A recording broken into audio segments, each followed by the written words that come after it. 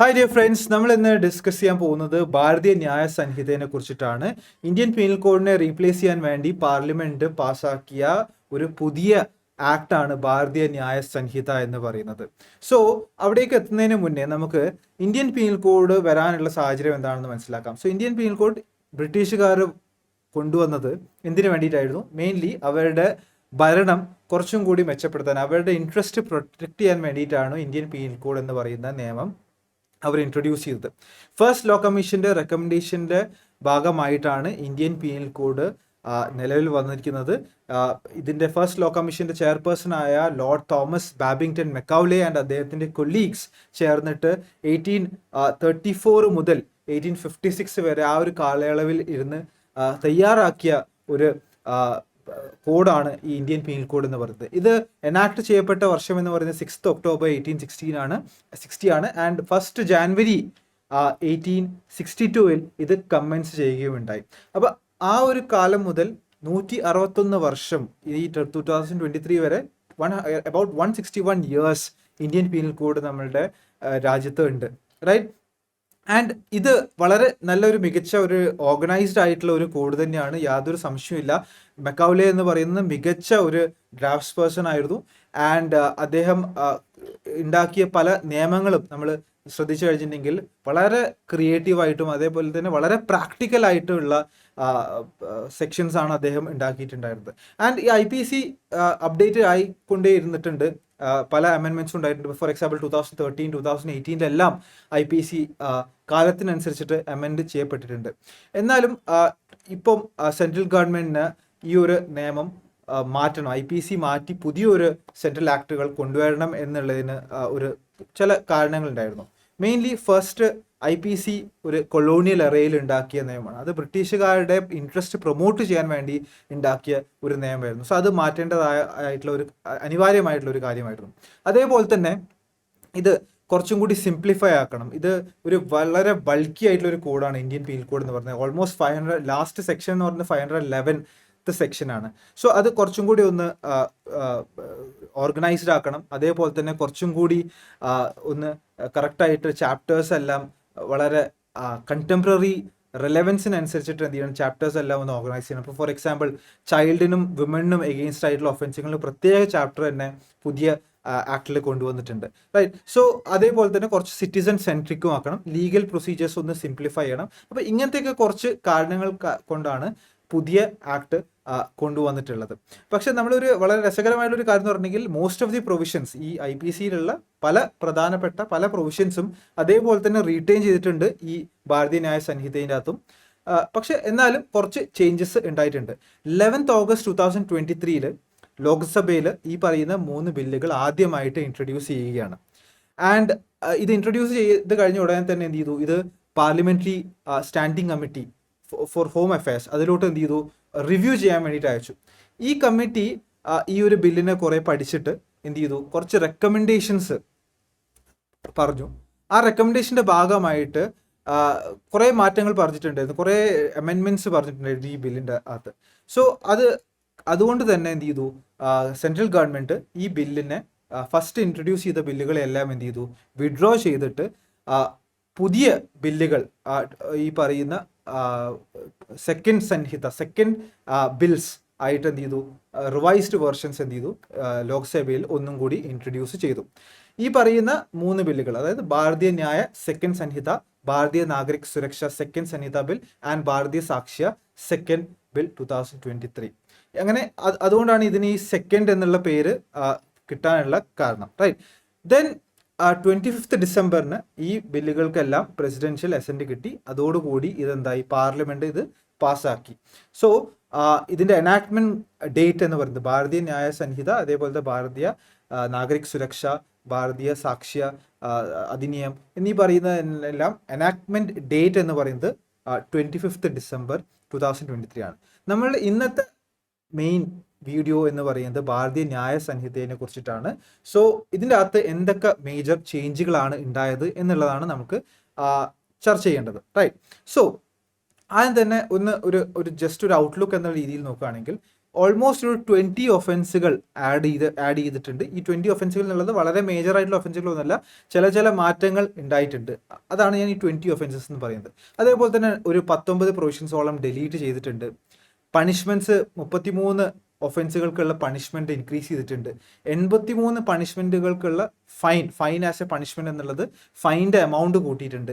അതേപോലെ തന്നെ 23ഓളം ഒഫൻസുകൾക്ക് mandatory minimum punishment കൊടുത്തിട്ടുണ്ട്. അതായത് മിനിമം ഒരു പെർട്ടിക്കുലർ ടൈം പീരീഡിന് സ്റ്റാർട്ട് ചെയ്യും. ഇപ്പോൾ for example 1 year to 5 year എന്ന് പറയുകയാണെങ്കിൽ മിനിമം 1 വർഷം എന്തായാലും കൊടുത്തിരിക്കണം, അങ്ങനെയാണ്, റൈറ്റ്. അതേപോലെ തന്നെ ഒഫൻസസ് പണിഷ്മെന്റ് പുതിയൊരു പണിഷ്മെന്റും കൂടി കൊണ്ടുവന്നിട്ടുണ്ട്. 6 ഒഫൻസുകൾക്ക് ഈ കമ്മ്യൂണിറ്റി സർവീസ് എന്ന് പറയുന്ന ഒരു പണിഷ്മെന്റും കൂടി കൊണ്ടുവന്നിട്ടുണ്ട്. അപ്പോൾ ഇതാണ് ഒരു ബേർഡ്സ് ഐ വ്യൂ എന്നുള്ള രീതിയിൽ. അപ്പോൾ നമുക്കിനി ഓരോന്നിലോട്ടായിട്ട് പോവാം. അപ്പോൾ അതിലോട്ട് പോകുന്നതിന് മുന്നേ തന്നെ നമുക്ക് മനസ്സിലാക്കേണ്ടത് എന്തെല്ലാം പ്രൊവിഷൻസ് റിമൂവ് ചെയ്തിട്ടുണ്ട് എന്നുള്ളതാണ്. അപ്പോൾ വളരെ ക്വിക്കായിട്ട് നോക്കിക്കഴിഞ്ഞാൽ ചില ഡെഫിനിഷൻസ് ഒഴിവാക്കിയിട്ടുണ്ട്. ഇപ്പോൾ സെർവൻറ്റ് ഓഫ് ഗവൺമെൻറ് ഡെഫിനിഷൻ എടുത്ത് കളഞ്ഞിട്ടുണ്ട്.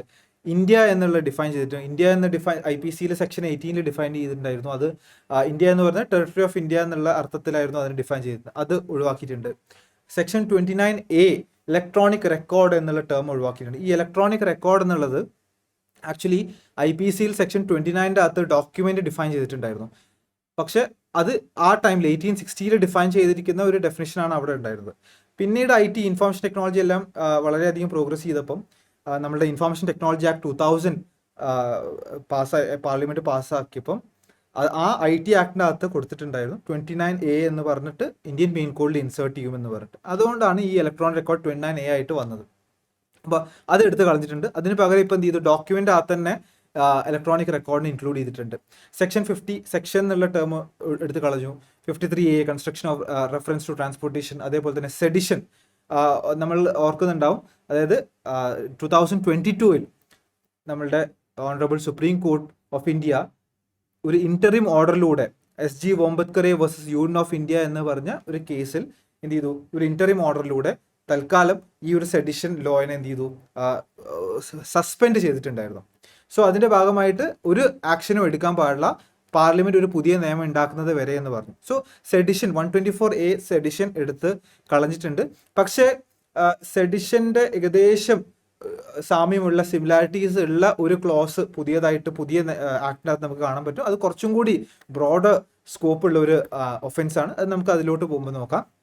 അതേപോലെ തന്നെ 153A punishment for knowing carrying arms in position.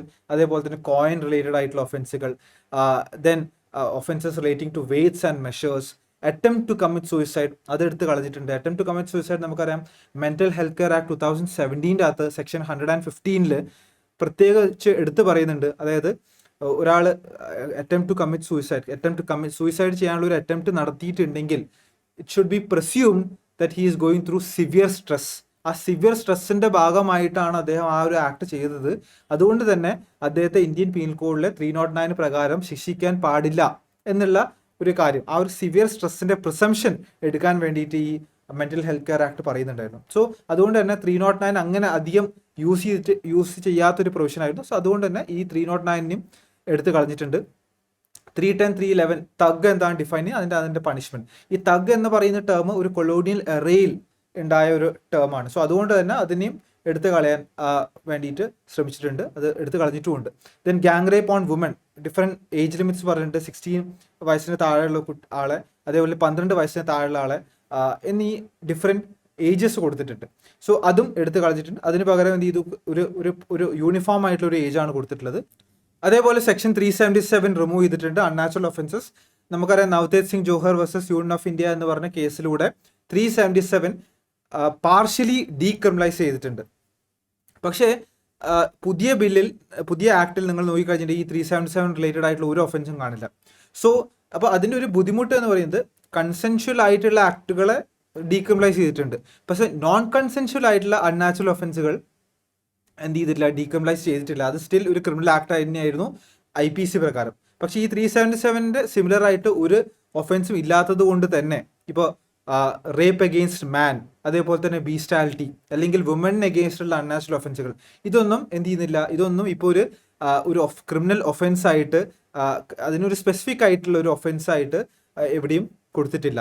Then section 44 444 അകത്ത് house trespassing at night, lurking house ട്രസ് പാസിനെ കുറിച്ചിട്ട് പറഞ്ഞിട്ടുണ്ട്, ഹൗസ് ബ്രേക്കിംഗ് അറ്റ് നൈറ്റ്, ഇതെല്ലാം എന്ത് ചെയ്തിട്ടുണ്ട്, റിമൂവ് ചെയ്തിട്ടുണ്ട്. ഇതെല്ലാം ഒരു പെർട്ടിക്കുലർ സെക്ഷൻ്റെ അകത്തോട്ട് ക്ലബ് ചെയ്തൊക്കെയാണ് ചെയ്തിട്ടുള്ളത് പുതിയ ആക്ടിനകത്ത്. 497 അഡൾട്ടറി റിമൂവ് ചെയ്തിട്ടുണ്ട്. Joseph Shine versus union of India എന്ന് പറഞ്ഞ കേസിലൂടെ സുപ്രീം കോർട്ട് എന്ത് ചെയ്തു, അത് അൺകോൺസ്റ്റിറ്റ്യൂഷണൽ ആണെന്ന് പറഞ്ഞു. അതുകൊണ്ട് തന്നെ ഈ ഒരു പുതിയ ആക്ടിനകത്ത് എന്ത് ചെയ്തിട്ടുണ്ട്, 497 എന്ത് ചെയ്തിട്ടുണ്ട്, റിമൂവ് ചെയ്തിട്ടുണ്ട്. റൈറ്റ്. നൗ എന്തൊക്കെ മേജർ ചേഞ്ചസ് ആണ് നമ്മളുടെ ഇന്ത്യൻ പീനൽ കോഡിൽ നിന്ന് ഭാരതീയ ന്യായ സംഹിതയിലോട്ട് വരുമ്പോൾ ഉണ്ടായിരിക്കുന്നത് എന്ന് നമുക്ക് നോക്കാം. റൈറ്റ്. ഫസ്റ്റ് തന്നെ നെയിം തന്നെയാണ്. കാരണം നമുക്കറിയാം, ഓഫ് കോഴ്സ് ഇത് ഒരു പുതിയ ആക്ട് ആണ്, അമെൻമെന്റ് അല്ല, ഒരു പുതിയ ഒരു ആക്ട് ആണ് ക്രിയേറ്റ് ചെയ്തിരിക്കുന്നത്. സോ പഴയ പേര് ഇന്ത്യൻ പീനൽ കോഡാണ്. അപ്പോൾ പുതിയ ഒരു ആക്ട് ഈ ഭാരതീയ ന്യായ സംഹിത ഏത് ഡേറ്റിലാണോ കമൻസ് ചെയ്യുന്നത് ആ ഡേറ്റ് മുതൽ എന്ത് ചെയ്യും, IPC റിപ്പീൽ ആവുകയാണ് ചെയ്യുന്നത്. സോ ഇത് പുതിയ പേര് ഭാരതീയ ന്യായ സെക്കൻഡ് സംഹിത 2023 എന്നാണ്. ഷോർട്ട് ഫോം ആയിട്ട് BNS2 അല്ലെ BNS from number 2. Right. Then structure. പഴയ IPC നോക്കുകയാണെങ്കിൽ IPCൻ്റെ അകത്ത് 26ഓളം ചാപ്റ്റേഴ്സ് ഉണ്ടായിരുന്നു. ഞാൻ കൗണ്ടാണ് പറയുന്നത്, 26ഓളം ചാപ്റ്റേഴ്സ് ഉണ്ടായിരുന്നു. ലാസ്റ്റ് സെക്ഷൻ എന്ന് പറയുന്നത് 511 ആൻഡ് ലാസ്റ്റ് ചാപ്റ്റർ 23 നമ്മൾ ഭാരതീയ ന്യായ സംഹിതയിലോട്ട് വരികയാണെങ്കിൽ 20 ചാപ്റ്റേഴ്സ് ആണ് ടോട്ടൽ ഉള്ളത്. ലാസ്റ്റ് സെക്ഷൻ 358 ആണ്. അത് റിപ്പീൽസ് ആൻഡ് സേവിങ്സിനെ കുറിച്ചുള്ളൊരു സെക്ഷനാണ്. ആൻഡ് ഇതിൻ്റെ അകത്തുള്ള ലാസ്റ്റ് ചാപ്റ്റർ എന്ന് പറയുന്നത് 20 ആണ്. റൈറ്റ്. സോ നമ്മൾ നോക്കുകയാണെങ്കിൽ ഒന്നും കൂടി ഒന്ന് കൺസൈസ് ആയിട്ടുണ്ട്. ചില ചാപ്റ്റേഴ്സ് ഒഴിവാക്കിയിട്ടുണ്ട്, ചില ചാപ്റ്റേഴ്സ് ക്രിയേറ്റ് ചെയ്യപ്പെട്ടിട്ടുണ്ട് ഭാരതീയ ന്യായ സംഹിതേൻ്റെ അകത്ത്. അപ്പോൾ അതൊക്കെ എന്തൊക്കെയാണെന്നുള്ളത് നമുക്ക് നോക്കാം. ദെൻ ഡെഫിനിഷൻസിൻ്റെ അകത്ത് നിങ്ങൾ നോക്കുകയാണെങ്കിൽ അത് ആദ്യം ഇന്ത്യൻ പീനൽ കോഡിൻ്റെ അകത്ത് ഇത് ചാപ്റ്റർ 2ൻ്റെ അകത്ത് ജനറൽ എക്സ്പ്ലനേഷൻസിൻ്റെ അകത്താണ് വന്നിരിക്കുന്നത്.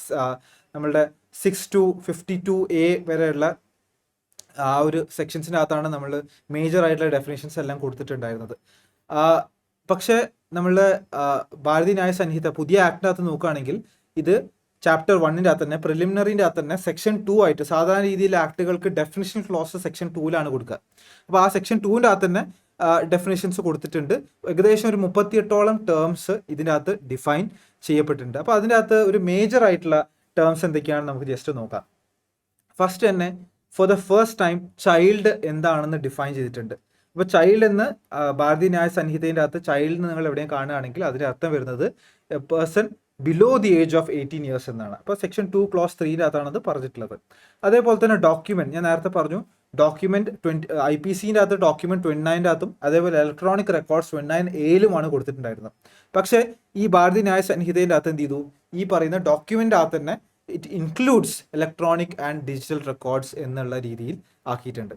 അതേപോലെ തന്നെ ജെൻഡർ എന്നുള്ള ടേം ഇത് IPCയിൽ സെക്ഷൻ 8ൻ്റെ അകത്ത് പറഞ്ഞിരുന്ന ഒരു കാര്യമാണ്. അതായത് ഹി എന്ന് പറഞ്ഞ വാക്ക് ആൻഡ് അതിൻ്റെ ഡെറിവേറ്റീവ്സ് എവിടെയെങ്കിലും നിങ്ങൾ ഈ കോഡിൻ്റെ അകത്ത് കാണുകയാണെങ്കിൽ അത് ഇറ്റ് ഓൾസോ മീൻസ് ഷീ, ഒരു മെയിലിന് മാത്രമല്ല ഫീമെയിലിനും കൂടി അത് മീൻ ചെയ്യുമെന്നായിരുന്നു IPCൻ്റെ അകത്ത് ഉണ്ടായിരുന്നത്.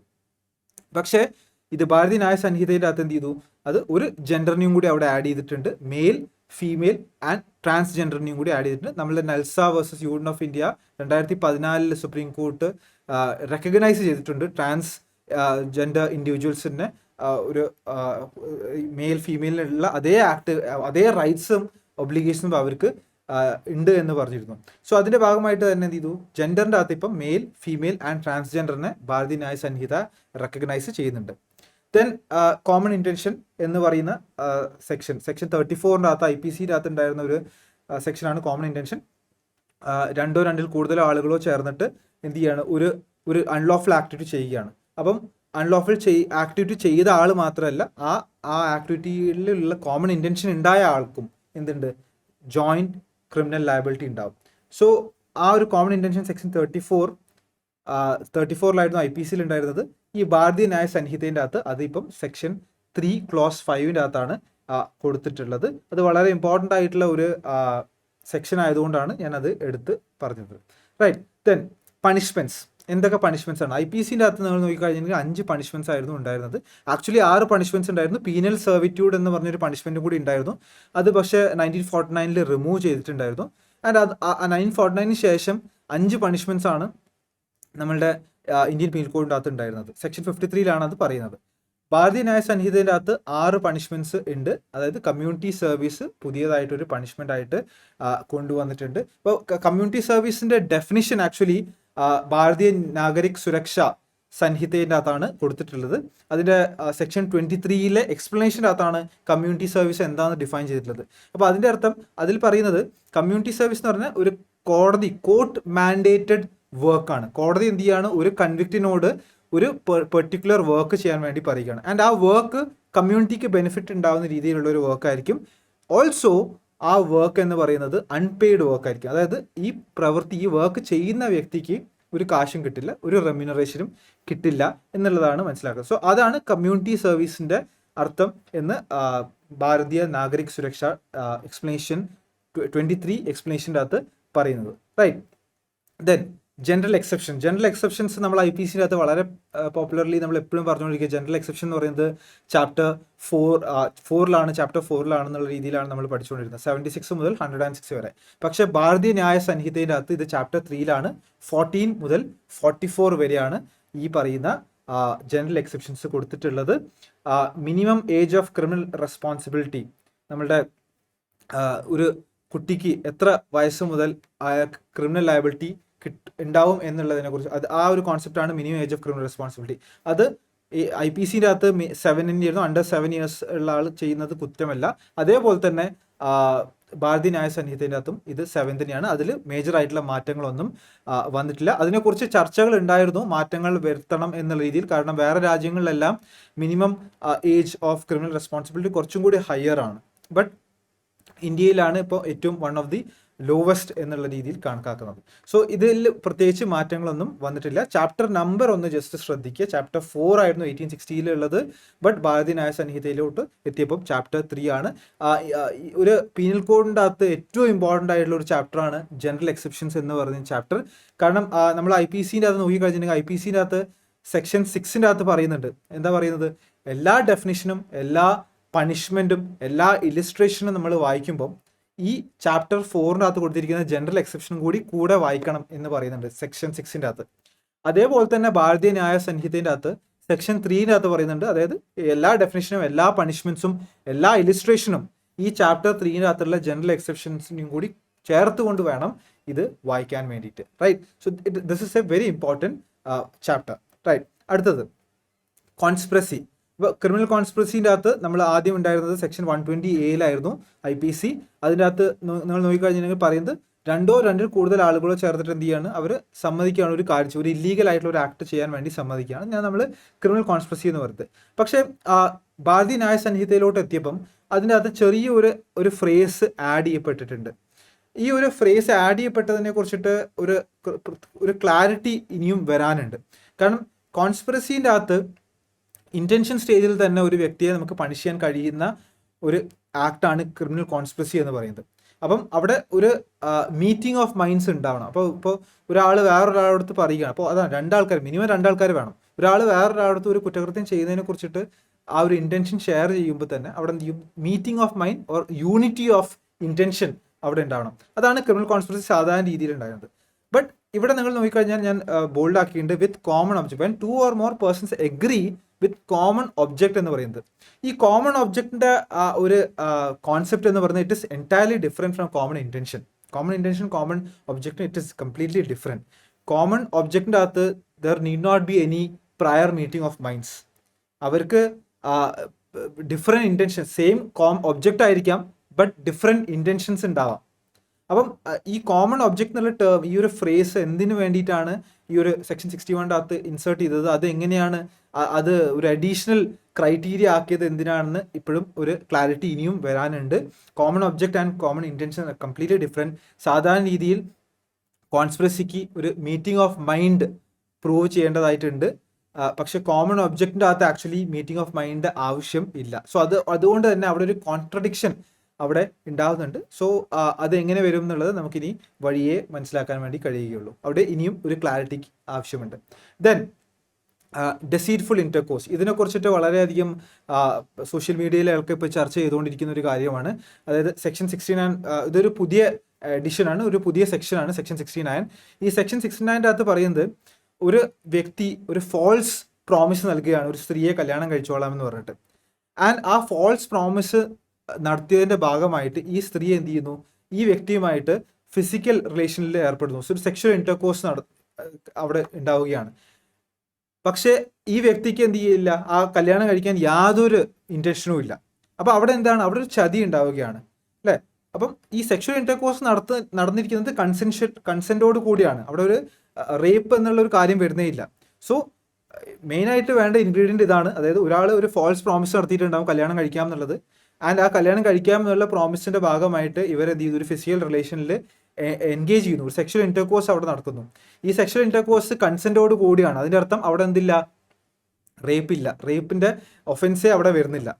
അപ്പം ഈ പറയുന്ന കാര്യങ്ങൾ സാറ്റിസ്ഫൈ ആവുകയാണെങ്കിൽ അതൊരു ഒഫൻസാണ്. അത് എന്താണ്, ചതിക്കുകയാണ് അല്ലേ. അപ്പോൾ ആ ഒരു ചതിയിലൂടെ സെക്ഷൽ ഇന്റർകോഴ്സ് നടത്തുകയാണ് എന്ത് മാരേജ് ചെയ്യാം എന്ന് പറഞ്ഞിട്ടുള്ളത്.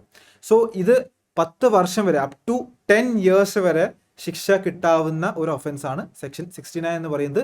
ഇത് മിസ്യൂസ് ചെയ്യപ്പെടാൻ സാധ്യതയുള്ള ഒരു ഒഫൻസും ആയിട്ടാണ് എന്നുള്ളതാണ് പല എക്സ്പേർട്സും ഇതിനെക്കുറിച്ചിട്ട്, ഈ ഒരു സെക്ഷനെ കുറിച്ചിട്ട് പറയുന്നത്. കാരണം കുറച്ച് ബ്രോഡായിട്ടാണ് ഇതിനെ ഡിഫൈൻ ചെയ്തിരിക്കുന്നത്. സോ അതുകൊണ്ട് തന്നെ ഇതിനെ നമ്മൾ സാധാരണ 498A ക്രൂവൽറ്റീനെയൊക്കെ പറ്റി പറയുന്നത് പോലെ തന്നെ ഇതിൻ്റെ അകത്തും ഒരു മിസ്യൂസിനുള്ള ഒരു സ്കോപ്പ് ഉണ്ട് എന്നുള്ളതാണ് പല എക്സ്പേർട്സും പറയുന്നത്. Right. Then gang rape of a child. ഇത് ആദ്യം നമ്മൾ സെക്ഷൻ 376DA അതേപോലെ തന്നെ സെക്ഷൻ 376DB ഇന്ത്യൻ പീനൽ കോഡിൻ്റെ അകത്ത് കൊടുത്തിട്ടായിരുന്നു. അപ്പോൾ അണ്ടർ 16 വയസ്സുള്ള ഒരു കുട്ടീനെ ഗ്യാങ് റേപ്പ് ചെയ്യുകയാണെങ്കിൽ ഇംപ്രിസൺ ഫോർ ലൈഫും ഫൈനും ആയിരുന്നു ശിക്ഷ. അണ്ടർ 12 years ഉള്ള ഒരു കുട്ടീനെ ഗ്യാങ് റേപ്പ് ചെയ്യുകയാണെങ്കിൽ ഇംപ്രിസൺ ഫോർ ലൈഫും ഫൈൻ ഓർ ഡെത്താണ് ശിക്ഷ കൊടുക്കുന്നത്. പക്ഷേ ഭാരതീയ ന്യായ സംഹിതയിലോട്ട് ഇത് എന്ത് ചെയ്തു, ചേഞ്ച് ആയിട്ടുണ്ട്. അതായത് ആ സെക്ഷൻ 70 ഗ്യാങ് റേപ്പിനെ കുറിച്ചിട്ടാണ് ഡിഫൈൻ ചെയ്തിരിക്കുന്നത്. അതിൻ്റെ ക്ലോസ് 2 ഈ ഗ്യാങ് റേപ്പ് ഓഫ് ചൈൽഡ് എന്നുള്ള രീതിയിൽ പറഞ്ഞിരിക്കുന്നത്. അപ്പോൾ അവിടെ അണ്ടർ 18 എന്നുള്ളൊരു വയസ്സാണ് കൊടുത്തിരിക്കുന്നത്. അണ്ടർ 18 താഴെയുള്ള ഒരു കുട്ടിയെ ഗ്യാങ് റേപ്പ് ചെയ്യപ്പെടുകയാണെങ്കിൽ ശിക്ഷ ഇംപ്രിസൺ ഫോർ ലൈഫ് അല്ലെങ്കിൽ ഫൈൻ ഓർ ഡെത്താണ് ശിക്ഷ കൊടുത്തിട്ടുള്ളത്. സോ ഇതെന്ത് ചെയ്ത് പണിഷ്മെൻറ്റ് ഇൻക്രീസ് ചെയ്തിട്ടുണ്ട്. ആൻഡ് അവിടെ ആ ഒരു വിക്ടിമിൻ്റെ കാര്യത്തിൽ ഒരു യൂണിഫോമിറ്റി അവിടെ ക്രിയേറ്റ് ചെയ്തിട്ടും ഉണ്ട്. ഈ 376DA 376DB എന്നുള്ള സെക്ഷൻസ് എല്ലാം നമ്മൾ 2018 ക്രിമിനൽ അമെൻമെൻറ്റ് ആക്ട് വഴിയാണ് IPCയിൽ ഇൻസേർട്ട് ചെയ്തിട്ടുള്ളത്. റൈറ്റ്. അത് അവിടെയാണ് ഈ ഒരു പറയുന്ന ഡിസ്റ്റിങ്ഷൻസ് ഉണ്ടാക്കിയിരുന്നത്, അണ്ടർ 16 അണ്ടർ 12 എന്നുള്ളതെല്ലാം. ബട്ട് ഭാരതീയ ന്യായ സംഹിതയുടെ അകത്ത് ഇത് വിക്ടിമിനെ ഒരു യൂണിഫോം ഏജ് കൊടുക്കുകയുണ്ടായി.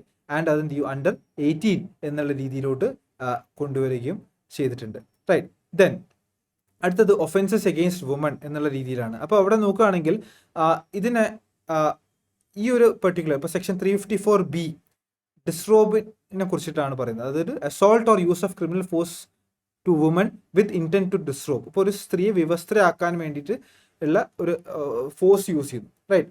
സോ ഇത് 354Bയുടെ അകത്ത് ആക്ച്വലി പറഞ്ഞിരിക്കുന്നത് എനി മാൻ എന്ന് പറഞ്ഞിട്ടായിരുന്നു തുടങ്ങിയിരുന്നത്. അതിൻ്റെ അർത്ഥം ഇത് മാൻ വിമൺ എഗെയിൻസ്റ്റ് കമ്മിറ്റ് ചെയ്യുന്ന ഒരു ക്രൈമായിരുന്നു. സോ അവിടെ അക്യൂസ്ഡ് പേഴ്സൺ എപ്പോഴും ഒരു മാൻ തന്നെയായിരിക്കണം. 354Cൻ്റെ അകത്ത് നോക്കുകയാണെങ്കിൽ വോയറസം, അതായത് വോയറസം എന്ന് പറയുന്നെങ്കിൽ എന്താണ്, ഒരു സ്ത്രീ ആ സ്ത്രീയുടെ പ്രൈവറ്റ് ആയിട്ടുള്ള കാര്യങ്ങൾ ചെയ്യുമ്പോൾ അവരെ വായ നോക്കി വെക്കുക എന്നുള്ളതാണ്. അതിനെയാണ് വോയറസം എന്ന് പറയുന്നത്. അവരുടെ പ്രൈവറ്റ് ആയിട്ടുള്ള അഫയേഴ്സിന് എന്ത് ചെയ്യുക, അവർ നോക്കി നിൽക്കുക അല്ലെങ്കിൽ അതിനെ ക്യാപ്ചർ ചെയ്യുക, അതിനെയാണ് വോയറസം എന്ന് പറയുന്നത്, ഡിഫൈൻ ചെയ്തിരിക്കുന്നത് IPCയിൽ. അപ്പോൾ ഈ 354Cൻ്റെ അകത്തും പറഞ്ഞിരിക്കുന്നത് എനി മാൻ എന്നുള്ള രീതിയിലാണ് അവിടെയും പറഞ്ഞത്. അപ്പോൾ അവിടെയും അക്യൂസ്ഡ് പേഴ്സൺ മാൻ തന്നെയേ പറ്റുകയുള്ളൂ. And it is against woman. Victim എപ്പോഴും വിമൺ തന്നെയാണ് ആൻഡ് അക്യൂസ്ഡ് എപ്പോഴും മാൻ തന്നെയാണ്. ബട്ട് ഭാരതീയ ന്യായ സംഹിതേൻ്റെ അകത്ത് സെക്ഷൻ 72ൻ്റെ അകത്ത് എന്ത് ചെയ്തു, ഈ 76ഉം 77ൻ്റെ അകത്തും ഇത് ചേഞ്ച് ചെയ്തിട്ടുണ്ട്. അപ്പോൾ അവിടെ ഇപ്പം ഹൂ എവർ അസോൾട്ട്സ് അതേപോലെ തന്നെ വോയറസിൻ്റെ അകത്ത് ഹൂ എവർ വാച്ചസ് എന്നുള്ള രീതിയിലായി. അപ്പോൾ അവിടെ അക്യൂസ്ഡ് എന്നുള്ളത് മാനോ വുമണോ ആവാം ഓർ ട്രാൻസ്ജെൻഡറോ ആവാം. അതേപോലെ തന്നെ വോയറസത്തിൻ്റെ അകത്ത് മാനോ വുമണോ ട്രാൻസ്ജെൻഡറോ ആവാൻ വേണ്ടിയിട്ട് സാധിക്കും. അപ്പം അക്യൂസ്ഡ് അപ്പം എന്ത് ചെയ്യും, ആര് വേണമെങ്കിലും ആവാം, മാൻ വുമൺ ഓർ ട്രാൻസ്ജെൻഡർ ആവാം, മെയിൽ ഫീമെയിൽ ഓർ ട്രാൻസ്ജെൻഡർ ആവാം. അതേപോലെ തന്നെ ബട്ട് വിക്ടിമിൻ്റെ കാര്യത്തിൽ നോക്കുകയാണെങ്കിൽ അത് എപ്പോഴും വിമൺ തന്നെ ആയിരിക്കും. റൈറ്റ്. സോ അവിടെ ഒരു ജെൻഡർ ന്യൂട്രൽ ആക്കാൻ വേണ്ടി ശ്രമിച്ചിട്ടുണ്ട് ഒരു പരിധി വരെ വിത്ത് റെസ്പെക്ട് ടു അക്യൂസ്ഡ്, ആരാണ് അക്യൂസ്ഡ് എന്നുള്ള രീതിയിൽ. റൈറ്റ്. ദെൻ അടുത്തത് യൂസിങ് ചൈൽഡ് ഫോർ ഒഫൻസ്. ഒരു ഒഫൻസ് ചെയ്യാൻ വേണ്ടിയിട്ട് കുട്ടികളെ യൂസ് ചെയ്യുന്നു, ഹയർ ചെയ്യുക, എംപ്ലോയ് ചെയ്യുക, അല്ലെങ്കിൽ എന്തെങ്കിലും ഒരു ഒഫൻസ് ചെയ്യാൻ വേണ്ടിയിട്ട് കുട്ടീനെ ഏൽപ്പിക്കുന്നു. അതിന് പ്രത്യേകിച്ച് ഒരു പണിഷ്മെന്റ് കൊടുക്കുന്നുണ്ട്. അവിടെ 3 വർഷം minimum punishment 3 years and it can be up to 10 years. And ഈ കുട്ടി ആ ഒരു ഒഫൻസ് കമ്മിറ്റ് ചെയ്തിട്ടുണ്ടെങ്കിൽ ആ കമ്മിറ്റ് ചെയ്ത ഒഫൻസിന്റെ പണിഷ്മെന്റും ആരാണോ ഈ കമ്മിറ്റ് ചെയ്യാൻ വേണ്ടി ആ കുട്ടീനെ പ്രേരിപ്പിച്ചത് അത് ആ വ്യക്തിക്ക് ഈ പണിഷ്മെന്റ് കിട്ടും. ഇപ്പോൾ ഒരു കുട്ടീനെ വെച്ചിട്ട് മർഡർ ചെയ്യാൻ വേണ്ടിയിട്ട് പറഞ്ഞയക്കുകയാണ്. എ എന്ന് പറഞ്ഞൊരു ആള് ഒരു കുട്ടീനെ വെച്ചിട്ട് മർഡർ ചെയ്യാൻ വേണ്ടി പറഞ്ഞയക്കുകയാണ്. ഈ കുട്ടി മർഡർ ചെയ്തിട്ടുണ്ടെങ്കിൽ ഈ കുട്ടീനെ ഹയർ ചെയ്തതിനും അല്ലെങ്കിൽ ആ കുട്ടീനെ ഈ മർഡർ ചെയ്യാൻ വേണ്ടിയിട്ട് എംപ്ലോയ് ചെയ്തതിനും അതേപോലെ തന്നെ ആ ഒഫൻസ് ആ കുട്ടി കമ്മിറ്റ് ചെയ്തിട്ടുണ്ടെങ്കിൽ ആ ഒഫൻസിന്റെ പണിഷ്മെന്റും ഇയാൾക്ക് കിട്ടുന്നതായിരിക്കും. അതാണ് യൂസിങ് ചൈൽഡ് ഫോർ ഒഫൻസ് എന്നുള്ള ഒരു പുതിയ ഒരു ഒഫൻസ് ആണ് സെക്ഷൻ 95 വന്നിരിക്കുന്നത്. Then procuration of child. ഇത് ട്രാഫിക്കിംഗ് പർപ്പസ്, ഹ്യൂമൻ ട്രാഫിക്കിങ്ങിന്റെ പർപ്പസിന് വേണ്ടിയിട്ട് കുട്ടികളെ എന്ത് ചെയ്യാണ് പ്രൊക്യൂർ ചെയ്യുക. അപ്പോൾ അത് ആക്ച്വലി 1860 IPC പ്രകാരം അത് ഒരു ഗേൾ ചൈൽഡിനെ പറ്റിയിട്ട് മാത്രമേ അതിനെ പറയുന്നുണ്ടായിരുന്നു. 366A 360Bയിലും ഗേൾ ചൈൽഡിനെ കുറിച്ചിട്ട് മാത്രമേ പറയുള്ളൂ. 360A അത് നോക്കുകയാണെങ്കിൽ പ്രൊക്യൂറേഷൻ ഓഫ് മൈനർ ചൈൽഡ് എന്നുള്ള രീതിയിലാണ് പറയുന്നത്, അണ്ടർ 18. സെക്ഷൻ 366Bന്റെ അത് നോക്കുകയാണെങ്കിൽ ഫ്രം ഫോറിൻ്റെ അകത്ത് നിന്ന് ഇമ്പോർട്ട് ചെയ്യുകയാണ് ഒരു ഗേൾ ചൈൽഡിനെ. അപ്പം അതിൻ്റെ അവിടെ വയസ്സ് പറയുന്നത് 21 വയസ്സ് എന്നുള്ള രീതിയിലാണ് പറഞ്ഞിരിക്കുന്നത്. പക്ഷേ ഭാരതീയ ന്യായ സംഹിതയുടെ അകത്ത് എന്ത് ചെയ്തു, അത് ജെൻഡർ ന്യൂട്രൽ ആക്കിയിട്ടുണ്ട്. അപ്പം ഒഫൻസസ് എഗെയിൻസ്റ്റ് ചൈൽഡ് ആക്ച്വലി എന്ത് ചെയ്തിട്ടുണ്ട്, ജെൻഡർ ന്യൂട്രൽ ആയിട്ടുണ്ട്. ഇപ്പോൾ സെക്ഷൻ 96 അത് നോക്കുകയാണെങ്കിൽ പ്രൊക്യൂറേഷൻ ഓഫ് ചൈൽഡ് എന്നാണ് രീതിയിലാണ് പറയുന്നത്. മൈനർ ഗേൾ എന്നുള്ളതല്ല, അതിന് പകരം ചൈൽഡ് എന്നാണ് പറയുന്നത്. അതേപോലെ തന്നെ ഇമ്പോർട്ടേഷൻ ഓഫ് ഗേൾ ഓർ ബോയ് എന്നുള്ള രീതിയിലും ഇവിടെ എന്ത് ചെയ്യുന്നുണ്ട്, പറയുന്നുണ്ട്. അവിടെ 2 കാറ്റഗറീസും കൊണ്ടുവരുന്നുണ്ട്, under 21 for girl and under 18 for boy എന്നുള്ള രീതിയിലും കാറ്റഗറൈസ് ചെയ്യുന്നുണ്ട്. സോ ചിൽഡ്രന് നേരെ നടക്കുന്ന ഒഫൻസുകൾ എന്ത് ചെയ്തിട്ടുണ്ട്, ജെൻഡർ ന്യൂട്രൽ ആക്കിയിട്ടുണ്ട്. റൈറ്റ്. ദെൻ മോബ് ലിഞ്ചിങ് എന്ന് പറയുന്ന ഒഫൻസ് ഇപ്പോൾ IPC ഭാരതീയ ന്യായ സംഹിതയുടെ അകത്ത് ആഡ് ചെയ്തിട്ടുണ്ട്. ഇത് സെക്ഷൻ 103 എന്ന് പറയുന്നത് ആക്ച്വലി പണിഷ്മെന്റ് ഫോർ മർഡർ ആണ്. ആൻഡ് അതിൻ്റെ 2nd ക്ലോസിലാണ് ഈ മോബ് ലിഞ്ചിങ്ങിനെ കുറിച്ചിട്ട് കൊണ്ടുവന്നിരിക്കുന്നത്. ആൻഡ് അവിടെയുള്ള ക്രൈറ്റീരിയ എന്ന് പറയുന്നത് 5 5 കൂടുതൽ ആളുകളോ ചേർന്നിട്ട് എന്ത് ചെയ്യാണ്, ഒരു മർഡർ കമ്മിറ്റ് ചെയ്യുകയാണ്. ആ മർഡർ കമ്മിറ്റ് ചെയ്യാനുള്ള ഗ്രൗണ്ട് എന്ന് പറയുന്നതാണ് ഇവിടെ കൊടുത്തിരിക്കുന്നത്. Race, caste, community, sex, place of birth, language, personal belief or any other similar ground. അപ്പോൾ അങ്ങനെ ആ ഗ്രൗണ്ട്, ഈ പറഞ്ഞിരിക്കുന്ന ഗ്രൗണ്ടിൽ ഒരു മർഡർ 5 5 കൂടുതൽ ആളുകളോ ചെയ്യുകയാണെങ്കിൽ അതിനെ നമ്മൾ പറയുന്ന പേരാണ് മോബ് ലിഞ്ചിങ്. ആൻഡ് ഇതിന് പണിഷ്മെന്റ് കൊടുത്തിരിക്കുന്നത് ഡെത്തോ അല്ലെങ്കിൽ ഇംപ്രിസൺ ഫോർ ലൈഫോ ആണ്. റൈറ്റ്. അടുത്തത് മർഡർ ബൈ ലൈഫ് കൺവിക്റ്റ് ആണ്. ഇത് നമ്മുടെ ഇന്ത്യൻ പീനൽ കോഡിൽ സെക്ഷൻ 303 അകത്ത് ഉണ്ടായിരുന്നൊരു പ്രൊവിഷൻ ആയിരുന്നു.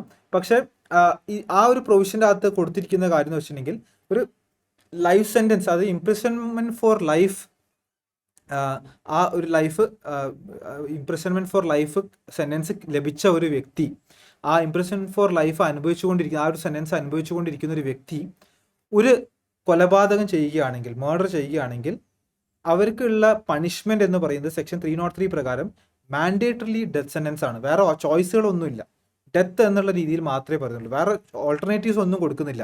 അപ്പോൾ ഒരു ലൈഫ് കൺവിക്റ്റ് ജയിലിൽ നിന്ന് ഒരാളെ കൊല്ലുകയാണെങ്കിൽ ഡയറക്ട്ലി അവർക്ക് ഡെത്ത് കൊടുക്കുക. അപ്പം ഇത് ആക്ച്വലി അൺകോൺസ്റ്റിറ്റ്യൂഷണൽ ആണ് എന്ന് നമ്മുടെ honourable supreme court 1983 Mithu versus state of പഞ്ചാബിൽ പറഞ്ഞിട്ടുണ്ട്. അപ്പോൾ അതിനുശേഷം സെക്ഷൻ 303 അവിടെ യൂസ് പെടാതെ കിടക്കുന്ന ഒരു സെക്ഷൻ ആയിരുന്നു. ഭാരതീയ ന്യായ സംഹിതയുടെ അകത്ത് എന്ത് ചെയ്തു, സെക്ഷൻ 104 അകത്ത് ചോയ്സ് കൊണ്ടുവന്നു. അതായത് ലൈഫ് കൺവിക്റ്റ് ആയിട്ടുള്ള ഒരു വ്യക്തി ഒരു മർഡർ നടത്തുകയാണെങ്കിൽ അവർക്ക് പണിഷ്മെന്റ് ആയിട്ട് ഡെത്തോ ഇംപ്രിസൺ ഫോർ ലൈഫോ കൊടുക്കാം എന്നുള്ള രീതിയിൽ കൊടുത്തു. അപ്പോൾ അവിടെ മാൻഡേറ്ററി ഡെത്ത് സെൻറ്റൻസ് എന്നുള്ള കാര്യം വരുന്നില്ല, അവിടെ എന്ത് വരുന്നുണ്ട്, അവിടെ 2 ചോയ്സ് വരുന്നുണ്ട്. അപ്പോൾ അയാളുടെ സന്ദർഭങ്ങൾ, എന്ത് സാഹചര്യം എന്നുള്ള അനുസരിച്ചിട്ട് എന്ത് ചെയ്യാൻ പറ്റും, ഡെത്തോ ഇംപ്രിസൺ ഫോർ ലൈഫോ അവിടെ കൊടുക്കാൻ വേണ്ടി പറ്റും. അപ്പോൾ അവിടെ ഈ ഒരു സിറ്റുവേഷൻ അതൊന്നുമില്ല, അത് ഡിസ്ക്രിമിനേറ്റ് ആവുന്നില്ല. സോ സെക്ഷൻ 104 എന്ത് ചെയ്തു, state of Mithu versus state of Punjab എന്നുള്ള സുപ്രീം കോടതി ജഡ്ജ്മെന്റിനെ സപ്പോർട്ട് ചെയ്തുകൊണ്ട് എന്ത് ചെയ്യുന്നു, ഭാരതീയ ന്യായ സംഹിത 2 ഈ സെക്ഷൻ 104 കൊണ്ടുവന്നിട്ടുള്ളത്. Right. Then culpable homicide not amounting to murder. ഇതിനകത്ത് പണിഷ്മെന്റ് അകത്തുള്ള ചെറിയൊരു ചേഞ്ച്, അതായത് ഒരു മിനിമം പണിഷ്മെന്റ് ഇവിടെ പ്രിസ്ക്രൈബ് ചെയ്തിട്ടുണ്ട്. അപ്പോൾ culpable homicide not amounting to murder എപ്പോഴാണ് വരിക എന്നുള്ളത് നമുക്ക് എല്ലാവർക്കും അറിയാം. ഈ മർഡർ അല്ലെങ്കിൽ നമ്മളിപ്പോൾ ചെയ്ത പ്രവൃത്തി മർഡറിന്റെ ഡെഫിനേഷൻ്റെ അകത്ത് വരുന്നില്ലെങ്കിൽ അത് culpable homicide not amounting to മർഡറിലോട്ടാണ് വരിക. സോ അത് പണിഷ് ചെയ്തിരുന്നത് സെക്ഷൻ 304 മർഡർ ആണെങ്കിൽ പണിഷ്മെന്റ് 302 പ്രകാരമാണ് പണിഷ് ചെയ്യുക, ഡെത്ത് ഓർ ലൈഫ് ഇംപ്രിസൺമെന്റ്. പക്ഷേ മർഡർ അല്ലെങ്കിൽ culpable homicide not amounting to മർഡറിലോട്ടാണ് പണിഷ്മെന്റ് വരിക. അത് സെക്ഷൻ 304 IPC പറഞ്ഞിട്ടുള്ളത്. അപ്പോൾ അതും ഡിവിഷൻ ഉണ്ടായിരുന്നു. 2 രീതികളിലാണ് പണിഷ്മെന്റ് കൊടുക്കേണ്ടത്. ഇന്റൻഷൻ വെച്ചിട്ട് ആണ് മരണം സംഭവിച്ചെങ്കിൽ ഇന്റൻഷനോട് കൂടി ഒരു ഒരു ഒരു ഒരു ബോഡി ഇഞ്ചുറി ക്രിയേറ്റ് ചെയ്യാനുള്ള ഇന്റൻഷനോട് കൂടിയാണ് ഒരു പ്രവൃത്തി ചെയ്തതെങ്കിൽ, അല്ലെങ്കിൽ ഇന്റൻഷനോട് കൂടിയാണ് ഡെത്ത് കോസ് ചെയ്തതെങ്കിൽ, അപ്പം അങ്ങനെ വരികയാണെങ്കിൽ punishment 10 years or imprison for life or fine എന്നുള്ള രീതിയിലായിരുന്നു. ഇനി ഇന്റൻഷൻ ഇല്ല, നോളേജ് വഴി മാത്രമാണ് ആ ഡെത്ത് കോസ് ആയതെങ്കിൽ അവിടെ കൊടുത്തിരിക്കുന്ന ടൈം എന്ന് പറഞ്ഞാൽ അപ് ടു 10 years വരെ മാത്രമാണ് ഇംപ്രിസൺ എന്ന് പറഞ്ഞിരിക്കുന്നത്. ഭാരതീയ ന്യായ സംഹിതയുടെ അകത്ത് ഇന്റൻഷൻ സ്റ്റേജിൻ്റെ അകത്ത് ഒരു മിനിമം പണിഷ്മെന്റ് കൊണ്ടുവന്നിട്ടുണ്ട്. ഇന്റൻഷൻ സ്റ്റേജിൻ്റെ അകത്ത് മിനിമം 5 വർഷമാണ്. മറ്റേ സ്ഥലത്ത് നമ്മൾ നോക്കിക്കഴിഞ്ഞിട്ടുണ്ടെങ്കിൽ അപ് ടു ആണ്, which can extend up to 10 years. അപ്പോൾ അതായത് 1 വർഷം കൊടുക്കാം, 2 വർഷം വേണമെങ്കിലും കൊടുക്കാം. പക്ഷേ ഈ പുതിയ സംഹിതേൻ്റെ അകത്ത് മിനിമം 5 years പ്രിസ്ക്രൈബ് ചെയ്തിട്ടുണ്ട്. അപ്പോൾ 5 to 10 years ഇംപ്രിസൺമെന്റ് അല്ലെങ്കിൽ imprison for life or fine. നോളജിന്റെ കാര്യത്തിൽ മാറ്റങ്ങളൊന്നും വന്നിട്ടില്ല. അപ് ടു 10 years എന്നുള്ള രീതിയിൽ തന്നെയാണ് കൊണ്ടുവന്നിട്ടുള്ളത്. സോ ഇവിടെ ഒരു മിനിമം ആയിട്ടുള്ള ഒരു മാൻഡേറ്ററി പണിഷ്മെന്റ് അവിടെ കൊണ്ടുവന്നിട്ടുണ്ട്. ഇന്റൻഷൻ വഴിയാണ് ഡെത്ത് കോസ് ആയിട്ടുണ്ടെങ്കിൽ, right. Then death by negligence. ഈ ഒരു ഡെത്ത് ബൈ നെഗ്ലിജൻസിൻ്റെ അകത്തും ചേഞ്ചസ് വന്നിട്ടുണ്ട്. 304A അകത്താണ്. അതായത് ഇത് culpable homicide not amounting to മർഡറും അല്ല, മർഡറും അല്ല. അതായത് അവിടെ എന്തില്ല, ഇന്റൻഷനും ഇല്ല, നോളജും ഇല്ല ഡെത്ത് കോസ് ചെയ്യാനുള്ള. അപ്പോൾ ഡെത്ത് അവിടെ കോസ് ആയത് നെഗ്ലിജൻസ് കാരണമാണ്. അപ്പോൾ അങ്ങനത്തെ സാഹചര്യങ്ങളിൽ ഡെത്ത് സംഭവിച്ചിട്ടുണ്ടെങ്കിൽ എന്ത് ചെയ്യാൻ പറ്റും എന്നുള്ളതാണ്. അത് 304A അകത്താണ്. സാധാരണ രീതിയിൽ റാഷ് ആൻഡ് നെഗ്ലിജന്റ് ആയിട്ടുള്ള ഡ്രൈവിംഗ് ആ കാര്യങ്ങളൊക്കെ ഈ 304A വരുന്നത്. മെഡിക്കൽ നെഗ്ലിജൻസ് എല്ലാം ഇതിനകത്താണ് വരാറുണ്ടായത്. ഇതിന്റെ മാക്സിമം പണിഷ്മെന്റ് എന്ന് പറഞ്ഞാൽ 2 years വരെയുള്ളൂ, ഓർ ഫൈൻ ഓർ ബോത്ത് ആണ്. ഭാരതീയ ന്യായ സംഹിതേൻ്റെ അകത്ത് ഇത് എന്ത് ചെയ്തിട്ടുണ്ട്, സെക്ഷൻ 106 അകത്താണ് പറഞ്ഞിരിക്കുന്നത്. ആൻഡ് ഇതിൻ്റെ അകത്ത് പണിഷ്മെന്റ് ഇൻക്രീസ് ചെയ്തിട്ടുണ്ട്. 5 വർഷം വരെ പണിഷ്മെന്റ് കിട്ടാവുന്ന ഒരു ഒഫൻസാണ് ഡെത്ത് ബൈ നെഗ്ലിജൻസ്, അല്ലേ. ഒരു റാഷ് ഓർ നെഗ്ലിജന്റ് ആക്ട് കാരണം ഡെത്ത് കോസ് ആവുകയാണെങ്കിൽ അപ് ടു 5 years വരെ ഇംപ്രിസൺമെന്റ്, ഫൈൻ ഓർ ബോത്ത്. ഇനി മെഡിക്കൽ നെഗ്ലിജൻസിന്റെ കാര്യം അവർ പ്രത്യേകം എടുത്ത് പറയുന്നുണ്ട്. മെഡിക്കൽ നെഗ്ലിജൻസിന്റെ കാര്യത്തിൽ പറയുന്നത്, ഒരു മെഡിക്കൽ പ്രാക്ടീഷണർ ഒരു മെഡിക്കൽ പ്രൊസീജിയർ ചെയ്തുകൊണ്ടിരിക്കുന്ന സമയത്ത് ഡെത്ത് കോസ് ആവുകയാണെങ്കിൽ മാക്സിമം 2 years പണിഷ് ചെയ്യാൻ വേണ്ടി പാടുള്ളൂ എന്ന് പ്രത്യേകം എടുത്ത് പറയുന്നുണ്ട്, റൈറ്റ്. ദെൻ അടുത്ത ക്ലോസിൽ സെക്ഷൻ 106 അകത്ത് അടുത്ത ക്ലോസ് നോക്കുകയാണെങ്കിൽ അടുത്ത ക്ലോസിനകത്ത് റാഷ് ആൻഡ് നെഗ്ലിജന്റ് ഡ്രൈവിംഗ്, അത് ഹിറ്റ് ആൻഡ് റൺ കേസുകളെ പ്രത്യേകം എടുത്ത് പറയുന്നുണ്ട്. അപ്പോൾ വണ്ടി ഇടിച്ചിട്ട് ഒരാൾ മരണപ്പെട്ടു, എന്നിട്ട് നിർത്താതെ പോവുകയാണ്, അങ്ങനെയാണെങ്കിൽ ഹിറ്റ് ആൻഡ് റൺ കേസ് എന്നുള്ള ആ ഒരു ഒഫൻസിനകത്തോട്ട് വരും. അപ്പോൾ ഇവിടെ സാറ്റിസ്ഫൈ ആവേണ്ട ഇൻഗ്രീഡിയൻസ് എന്ന് പറയുന്നതാണ്. അതായത് ഡെത്ത് കോസ് ആയിട്ടുണ്ട്, റാഷ് ആൻഡ് നെഗ്ലിജന്റ് ഡ്രൈവിംഗ് കാരണം ഡെത്ത് കോസായി, ആ ഡെത്ത് കോസ് ആയിട്ടുണ്ട്. ആൻഡ് ഈ പറയുന്ന വ്യക്തി എന്ത് ചെയ്യുന്നു, he drives off without reporting it. മജിസ്ട്രേറ്റിൻ്റെ അടുത്തോ പോലീസിൻ്റെ അടുത്തോ അറിയിക്കാതെ എന്ത് ചെയ്യാണ്, ഡ്രൈവ് ചെയ്ത് പോയി. ഇത് ഒരു ഒഫൻസായി മാറുകയാണ്. അത് 10 വർഷം വരെയാണ് ശിക്ഷ കിട്ടുന്ന ഒരു ഒഫൻസായിട്ട് കണക്കാക്കുന്നത്. അപ് ടു 10 years വരെ ശിക്ഷ കിട്ടാവുന്ന ഒരു ഒഫൻസാണ്. അപ്പോൾ ഒരു ആക്സിഡൻ്റ് ഒക്കെ നടന്നിട്ടുണ്ടെങ്കിൽ നിർത്താതെ പോകുന്നതിൻ്റെ ആ ഒരു പ്രാക്ടീസ് കുറയ്ക്കാൻ വേണ്ടിയിട്ടാണ് ഈ ഒരു ഹയർ ലെവൽ ഓഫ് പണിഷ്മെൻറ്റ് ഇവിടെ കൊടുത്തിട്ടുള്ളത്. സോ ഈ ക്രൈറ്റീരിയാസ് സാറ്റിസ്ഫൈ ആവുകയാണെങ്കിൽ ഈ ഒരു ഒഫൻസ് അട്രാക്റ്റഡ് ആവുന്നതാണ്. ദെൻ അടുത്തത് ഓർഗനൈസ്ഡ് ക്രൈം. ഇതും ഒരു പുതിയ ഒരു ഒഫൻസാണ് ഇന്ത്യൻ പീനൽ കോഡിൻ്റെ അകത്ത് കൊണ്ടുവന്നിരിക്കുന്നത്. അപ്പോൾ സെക്ഷൻ 111 അകത്താണ് ഈ ഓർഗനൈസ്ഡ് ക്രൈമിനെ കുറിച്ച് പറയുന്നത്. അപ്പോൾ ഓർഗനൈസ്ഡ് ക്രൈമിന് ആവശ്യമായിട്ടുള്ള കുറച്ച് കാര്യങ്ങൾ എന്ന് പറയുന്നത് എന്താ, ഒരു ഓൺഗോയിങ് ഒരു ഇല്ലീഗൽ ആയിട്ടുള്ള ഒരു ആക്ടിവിറ്റി നടക്കുന്നുണ്ടാവണം. ആൻഡ് ഈ ആ ആക്ടിവിറ്റി, ആ ഒരു ക്രൈം എന്ന് പറയുന്നത് ഈ പറയുന്നതിൽ എന്തും ആവാം.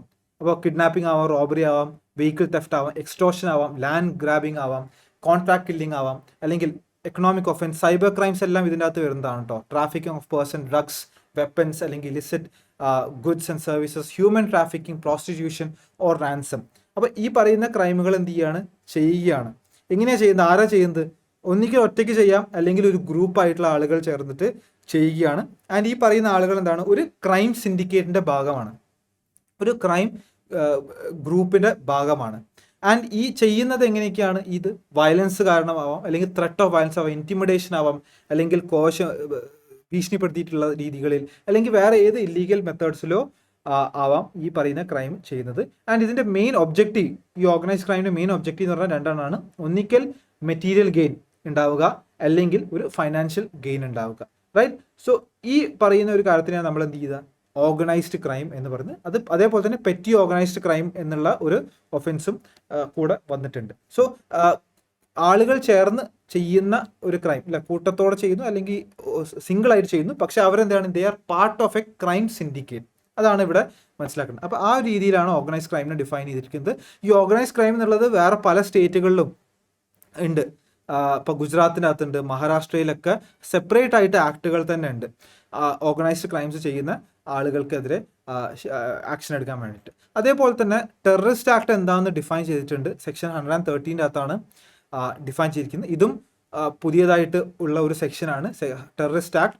അപ്പം ആദ്യമായിട്ട് ടെററിസ്റ്റ് ആക്ട് എന്താണെന്ന് ഈ ഇന്ത്യയുടെ ഒരു പ്രിൻസിപ്പൽ ലോ, ഒരു പ്രിൻസിപ്പൽ പീനൽ കോഡിൻ്റെ അകത്ത് ഇത് ഡിഫൈൻ ചെയ്തിരിക്കുകയാണ്. അപ്പം ഇവിടെ ടെററിസ്റ്റ് ആക്ടിൻ്റെ അകത്ത് ഇവിടെ ഒരു ഇൻറ്റൻറ്റ് ഉണ്ടാവണം. ഇൻറ്റൻറ്റ് എന്ന് പറയുന്നത് എന്താണ്? ത്രെട്ടൻ ചെയ്യുക, അല്ലേ? ത്രെട്ടൻ എന്തൊക്കെയാണ് ത്രെട്ടൻ ചെയ്യുന്നത്? ഇന്ത്യയുടെ യൂണിറ്റി, സോവറിനിറ്റി ആവാം, സെക്യൂരിറ്റി ആവാം, എക്കണോമിക് സെക്യൂരിറ്റി ആവാം, ഓർ ആളുകളിൽ ഒരു ഭയം ക്രിയേറ്റ് ചെയ്യപ്പെടുകയാണ്, റൈറ്റ്? ദെൻ ഇതിൻ്റെ അകത്ത് വരുന്ന മെത്തേഡ്സ് ഓഫ് എക്സിക്യൂഷൻ എന്തൊക്കെയാവാം? ഈ പറയുന്ന ഈ ഒരു ത്രെട്ട് ഏതൊക്കെ രീതിയിലാവാം? ചിലപ്പോൾ എക്സ്പ്ലോസീവ്സിൻ്റെ രീതിയിലാവാം, ഫയർ ആംസ് ആവാം, പോയ്സണസ് സബ്സ്റ്റൻസ് ആവാം, biological, radioactive, nuclear or other hazard substance ആവാം, or any other means capable of causing harm. ഇതാണ് ഒരു മെത്തേഡ് ഓഫ് എക്സിക്യൂഷൻ. ആ നേരത്തെ പറഞ്ഞിരിക്കുന്ന ആ ത്രെട്ട് ക്രിയേറ്റ് ചെയ്യുന്ന ഈ പറയുന്ന രീതികളിൽ ഏതെങ്കിലും ആവാം.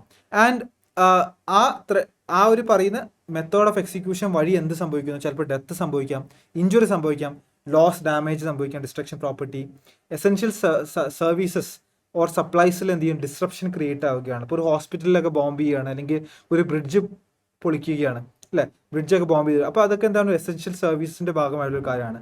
അല്ലെങ്കിൽ ഇന്ത്യയുടെ മോണിറ്ററി സ്റ്റെബിലിറ്റീനെ ബാധിക്കുന്ന രീതിയിൽ കൗണ്ടർ ഫെയ്റ്റ് കറൻസി എന്ത് ചെയ്യാണ്?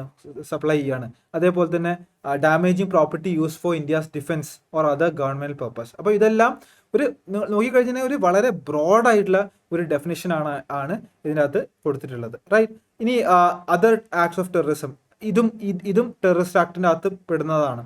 ക്രിമിനൽ ഫോഴ്സ് യൂസ് ചെയ്യുകയാണ് ഗവൺമെൻറ് അല്ലെങ്കിൽ ഗവൺമെൻറ് പബ്ലിക് ഫംഗ്ഷണറീസിനെ പേടിപ്പിക്കാൻ വേണ്ടിയിട്ട്, ഓർ പബ്ലിക് ഫംഗ്ഷണറീസിൻ്റെ ഡെത്ത് കോസ് ചെയ്യാണ്, അല്ലെങ്കിൽ അതിൻ്റെ അറ്റംപ്റ്റ് നടത്തുകയാണ്, അല്ലെങ്കിൽ എന്ത് ചെയ്യാണ്? ഡീറ്റെയിൻ ചെയ്യുകയാണ്, കിഡ്നാപ്പ് ചെയ്യുകയാണ്, അല്ലെങ്കിൽ അബ്ഡക്റ്റ് ചെയ്യുകയാണ് in order to do something, ഗവൺമെൻറ്റിനെ ഫോഴ്സ് ചെയ്യാൻ വേണ്ടിയിട്ട്, എന്തെങ്കിലും ചെയ്യാൻ വേണ്ടിയിട്ട്.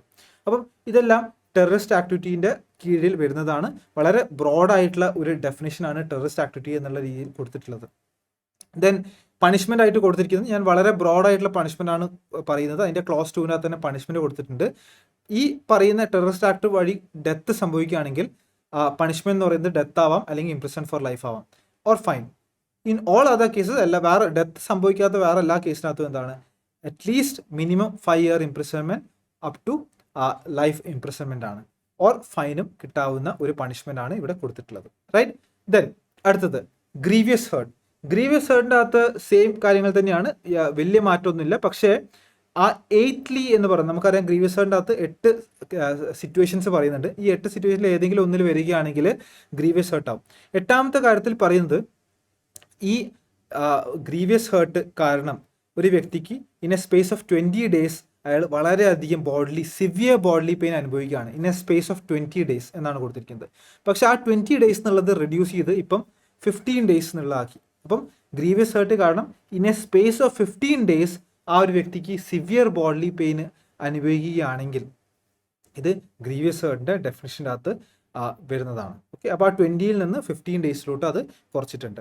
ദെൻ കിഡ്നാപ്പിങ്ങിൻ്റെ അകത്ത്, കിഡ്നാപ്പിംഗ് ഫ്രം ലോഫുൾ ഗാർഡിയൻഷിപ്പിൻ്റെ അകത്ത് 2 കാറ്റഗറി ഓഫ് ഏജസ് കൊടുത്തിട്ടുണ്ടായിരുന്നു. ഇപ്പം മേലാണെങ്കിൽ അണ്ടർ 16 years ഓഫ് ഏജ് ഉള്ള ഒരാളെ കിഡ്നാപ്പ് ചെയ്യണം, അല്ലെങ്കിൽ ഫീമെയിൽ ആണെങ്കിൽ എന്തായിരിക്കണം? അണ്ടർ 18 years ഓഫ് ഏജിലുള്ള ഒരാളായിരിക്കണം കിഡ്നാപ്പ് ചെയ്യുന്നത്. അങ്ങനെയാണെങ്കിൽ നമുക്ക് കിഡ്നാപ്പിംഗ് ഫ്രം ലോഫുൾ ഗാർഡിയൻഷിപ്പ് എന്നുള്ളതിൻ്റെ ഡെഫിനേഷനിൽ കൊണ്ടുവരാൻ പറ്റുള്ളൂ. പക്ഷേ പുതിയ ആക്ടിൽ സെക്ഷൻ 137 നിങ്ങൾ നോക്കുകയാണെങ്കിൽ ഇവിടെ whoever takes or entices any child എന്നാണ് പറയുന്നത്. ചൈൽഡ് നമുക്ക് ഓൾറെഡി അറിയാം, ഡിഫൈൻ ചെയ്തിട്ടുണ്ട്. ചൈൽഡ് എന്ന് പറയുന്നത് എനിവൺ അണ്ടർ ഏജ് ഓഫ് 18 എന്ന് പറഞ്ഞിട്ടുണ്ട്, റൈറ്റ്?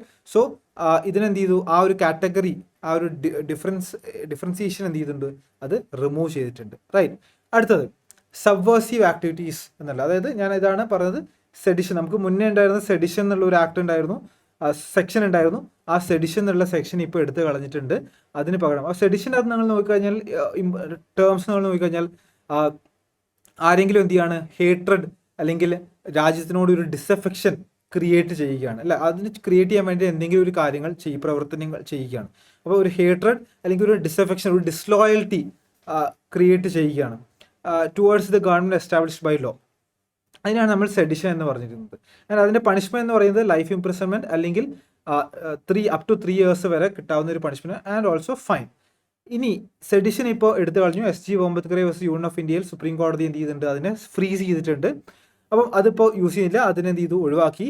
അപ്പോൾ അതിന് സിമിലർ ആയിട്ടുകൊണ്ട് ഭാരതീയ ന്യായ സംഹിതയുടെ അകത്ത് എന്ത് ചെയ്തു, സെക്ഷൻ 152 എന്ന് പറഞ്ഞ് പുതിയൊരു സെക്ഷൻ കൊണ്ടുവന്നിട്ടുണ്ട്. ഇതിൻ്റെ നിങ്ങൾ മാർജിനൽ നോട്ട് നോക്കിക്കഴിഞ്ഞാൽ acts endangering the sovereignty, unity and integrity of India എന്നാണ് പറഞ്ഞിരിക്കുക. അതായത് ഇത് വളരെ ബ്രോഡായിട്ടാണ് ഇതിനെ ഡിഫൈൻ ചെയ്തിരിക്കുന്നത്. ഇതിൻ്റെ അകത്ത് കൊടുക്കുന്ന കാര്യങ്ങൾ നിങ്ങൾ നോക്കിയാൽ മതി, കാണാം. അതായത് വാക്കുകൾ കൊണ്ടോ, words, spoken, written, signs or visible representation or by electronic communication or by use of financial means or otherwise. അപ്പം തന്നെ വളരെയധികം ബ്രോഡായിട്ടുണ്ട്, റൈറ്റ്. ദെൻ അതുവഴി എന്ത് ചെയ്യാണ്, you are causing something. You are causing, എന്തൊക്കെയാണ് കോസ് ചെയ്യുന്നത്? യു ആർ ഒരു സെസഷൻ എന്ന് പറഞ്ഞിട്ടുണ്ടെങ്കിൽ withdrawing from a political entity, അല്ലേ? ഇപ്പോൾ ഏതെങ്കിലും ഒരു പെർട്ടിക്കുലർ സ്റ്റേറ്റ് എന്ത് ചെയ്യാണ്, ഞങ്ങൾക്ക് വേറെ തന്നെ ഒരു രാജ്യം ആവണം എന്നൊക്കെ പറയുകയാണ്, അല്ലേ? അങ്ങനെ ഒരു സെസഷൻ ആക്ടിവിറ്റി പ്രൊമോട്ട് ചെയ്യുകയാണ്, അല്ലെങ്കിൽ ആംഡ് റെബല്യൻ പ്രൊമോട്ട് ചെയ്യുകയാണ്, അല്ലെങ്കിൽ എന്തെങ്കിലും രീതിയിലുള്ള സബ്വേഴ്സീവ് ആക്ടിവിറ്റി എന്ന് പറഞ്ഞിട്ടുണ്ടെങ്കിൽ ഒരു ലീഗലി എസ്റ്റാബ്ലിഷ് ആയ ഒരു ഗവൺമെൻറ്റിനെ ഓവർത്രോ ചെയ്യാൻ വേണ്ടിയിട്ട് ഇല്ലീഗലായിട്ട് ചെയ്യുന്ന ആക്ടിവിറ്റിനെയാണ് സബ്വേഴ്സീവ് ആക്ടിവിറ്റീസ് എന്ന് പറയുക. അതിൽ എൻഗേജ് ചെയ്യാൻ വേണ്ടി പ്രൊമോട്ട് ചെയ്യുകയാണ്, അല്ലെങ്കിൽ സെപ്പറേറ്റിസ്റ്റ് ആക്ടിവിറ്റീസിന് പ്രൊമോട്ട് ചെയ്യുകയാണ്, അല്ലെങ്കിൽ എന്തെങ്കിലും act which endangers unity, sovereignty of India. അപ്പോൾ ഇത് നിങ്ങൾ നോക്കിക്കഴിഞ്ഞിട്ടുണ്ടെങ്കിൽ മനസ്സിലായി, ഇത് വളരെ ബ്രോഡായിട്ടാണ് ഇതിനെ ഡിഫൈൻ ചെയ്തിരിക്കുന്നത്. അങ്ങനെ ചെയ്യുകയാണെങ്കിൽ ഇംപ്രിസൺമെൻറ്റ് ഫോർ ലൈഫാണ് punishment, or which can imprisonment which can extend up to 7 years വരെയാണ് പണിഷ്മെൻറ്റ് കൊടുത്തിരിക്കുന്നത്. അപ്പോൾ അത് എൻഹാൻസ് ചെയ്തിട്ടുണ്ട്. അപ്പോൾ national law commission actually recommend ചെയ്തിട്ടുണ്ടായിരുന്നു സെഡിഷൻ അവിടെ നിലനിർത്തണം, ആൻഡ് സെഡിഷൻ്റെ പണിഷ്മെൻറ്റ് കൂട്ടണമെന്ന് നാഷണൽ ലോ കമ്മീഷൻ പറയുകയുണ്ടായിട്ടുണ്ടായിരുന്നു. 152 എന്ന് പറയുന്നത് വളരെയധികം ബ്രോഡായിട്ട് ഡിഫൈൻ ചെയ്തിരിക്കുന്ന ഒരു സെക്ഷനാണ്. ആൻഡ് ഇതിൻ്റെ അകത്ത് പല കാര്യങ്ങളും ഇതിൻ്റെ അകത്ത് എന്ത് ചെയ്യാൻ പറ്റും, ഇൻക്ലൂഡ് ചെയ്യാൻ പറ്റാവുന്ന ഒരു സെക്ഷനായി മാറിയിരിക്കും. കാരണം ഇതെല്ലാം വളരെ വേഗമായിട്ടുള്ള ടേംസാണ്, വളരെ ബ്രോഡ്ലി ഇൻ്റർപ്രറ്റ് ചെയ്യാൻ കഴിയുന്ന ടേംസും ആണ്. ആൻഡ് ഇതിൻ്റെ പണിഷ്മെൻറ്റും കൂട്ടിയിട്ടുണ്ട്, റൈറ്റ്. ദെൻ അടുത്തത് നമ്മൾ നോക്കുകയാണെങ്കിൽ waging war against foreign state. ഇത് ഇനീഷ്യലി സെക്ഷൻ 125 യൂസ് ചെയ്തിരിക്കുന്ന ടേം ഏഷ്യാറ്റിക് പവർ എന്നായിരുന്നു. Waging war against any Asiatic power in alliance with the government of India എന്നുള്ളതായിരുന്നു. പക്ഷേ അതിനുശേഷം ഇപ്പോൾ സെക്ഷൻ 153 കൊടുത്തിരിക്കുന്നത് government of any foreign state എന്ന രീതിയിലാണ്. ഏഷ്യാറ്റിക് പവർ എന്ന് പറഞ്ഞിട്ടുണ്ടെങ്കിൽ ഏഷ്യയിലുള്ള ഒരു രാജ്യം എന്നുള്ള രീതിയിൽ മാത്രമായിട്ട് ഒതുങ്ങി നിൽക്കുന്ന ഒരു കാര്യമായിരുന്നു. പക്ഷേ അതിനെന്ത് ചെയ്തു, ഒന്നും കൂടി ബ്രോഡർ ആക്കിയിട്ടുണ്ട്. 153 പ്രകാരം ഇപ്പോൾ government of any foreign state എന്ന രീതിയിലോട്ട് മാറ്റിയിട്ടുണ്ട്. ദെൻ ഫോൾസ് ഇൻഫോർമേഷൻ സ്പ്രെഡ് ചെയ്യുന്നതിനുള്ള പണിഷ്മെൻറ്റ് കൊടുത്തിട്ടുണ്ട്. ആക്ച്വലി സെക്ഷൻ 153B എന്ന് പറഞ്ഞൊരു സെക്ഷൻ ഉണ്ട്. അത് ഹേറ്റ് സ്പീച്ചിനൊക്കെ സംഭവിക്കുമ്പോൾ യൂസ് ചെയ്യുന്ന ഒരു സെക്ഷനാണ് 153B. അത് എന്ത് ചെയ്യാണ്, ആരെങ്കിലും എന്ത് ചെയ്യാണ്, വേർഡ്സ് കൊണ്ടോ വിസിബിൾ റെപ്രസെൻറ്റേഷൻ കൊണ്ടോ എന്താണ് ഒരു അലിഗേഷൻ ചെയ്യുകയാണ്, ഒരു പെർട്ടിക്കുലർ ഗ്രൂപ്പ് ഒരു കമ്മ്യൂണിറ്റി ആളുകൾക്ക് അഗേൻസ്റ്റ് പറയുകയാണ്. അതായത് അവർ കോൺസ്റ്റിറ്റ്യൂഷന് ലോയൽ അല്ല, അവർ കോൺസ്റ്റിറ്റ്യൂഷൻ്റെ അകത്തുള്ള പ്രൊവിഷൻസ് ഒന്നും അവർ ഫോളോ ചെയ്യുന്നില്ല, അല്ലെങ്കിൽ അവർക്ക് സിറ്റിസൺസിന് കിട്ടേണ്ട റൈറ്റ് അവർക്ക് കൊടുക്കാൻ വേണ്ടി പാടില്ല. അതേപോലെ തന്നെ രണ്ട് ഗ്രൂപ്പുകൾ തമ്മിൽ എന്ത് ചെയ്യാണ്, ഒരു ഡിസ്ഹാർമണി ക്രിയേറ്റ് ചെയ്യുകയാണ്.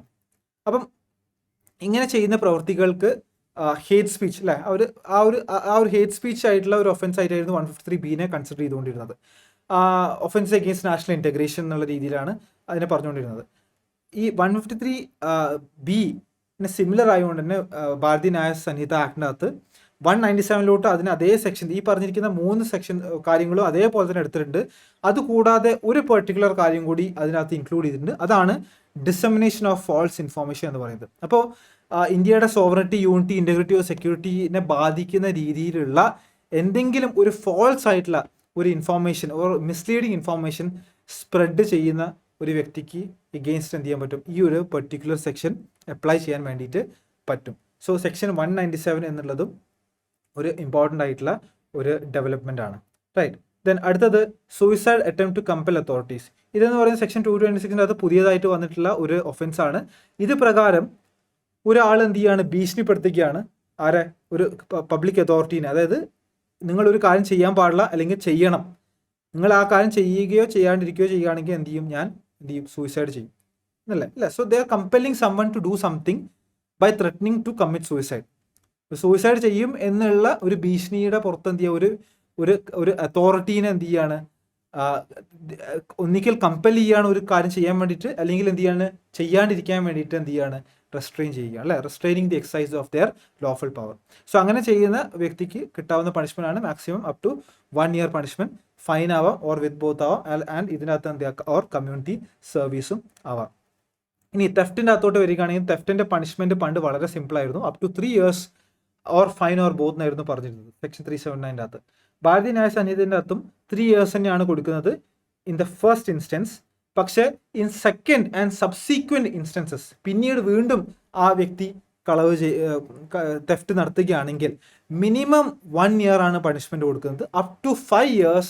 ആൻഡ് വെറും പണിഷ്മെന്റ് അല്ല, റിഗറസ് ഇംപ്രിസൺമെന്റ് എന്നാണ് പറയുന്നത്. റിഗറസ് ഇംപ്രിസൺ എന്ന് പറഞ്ഞെങ്കിൽ with hard labour, right.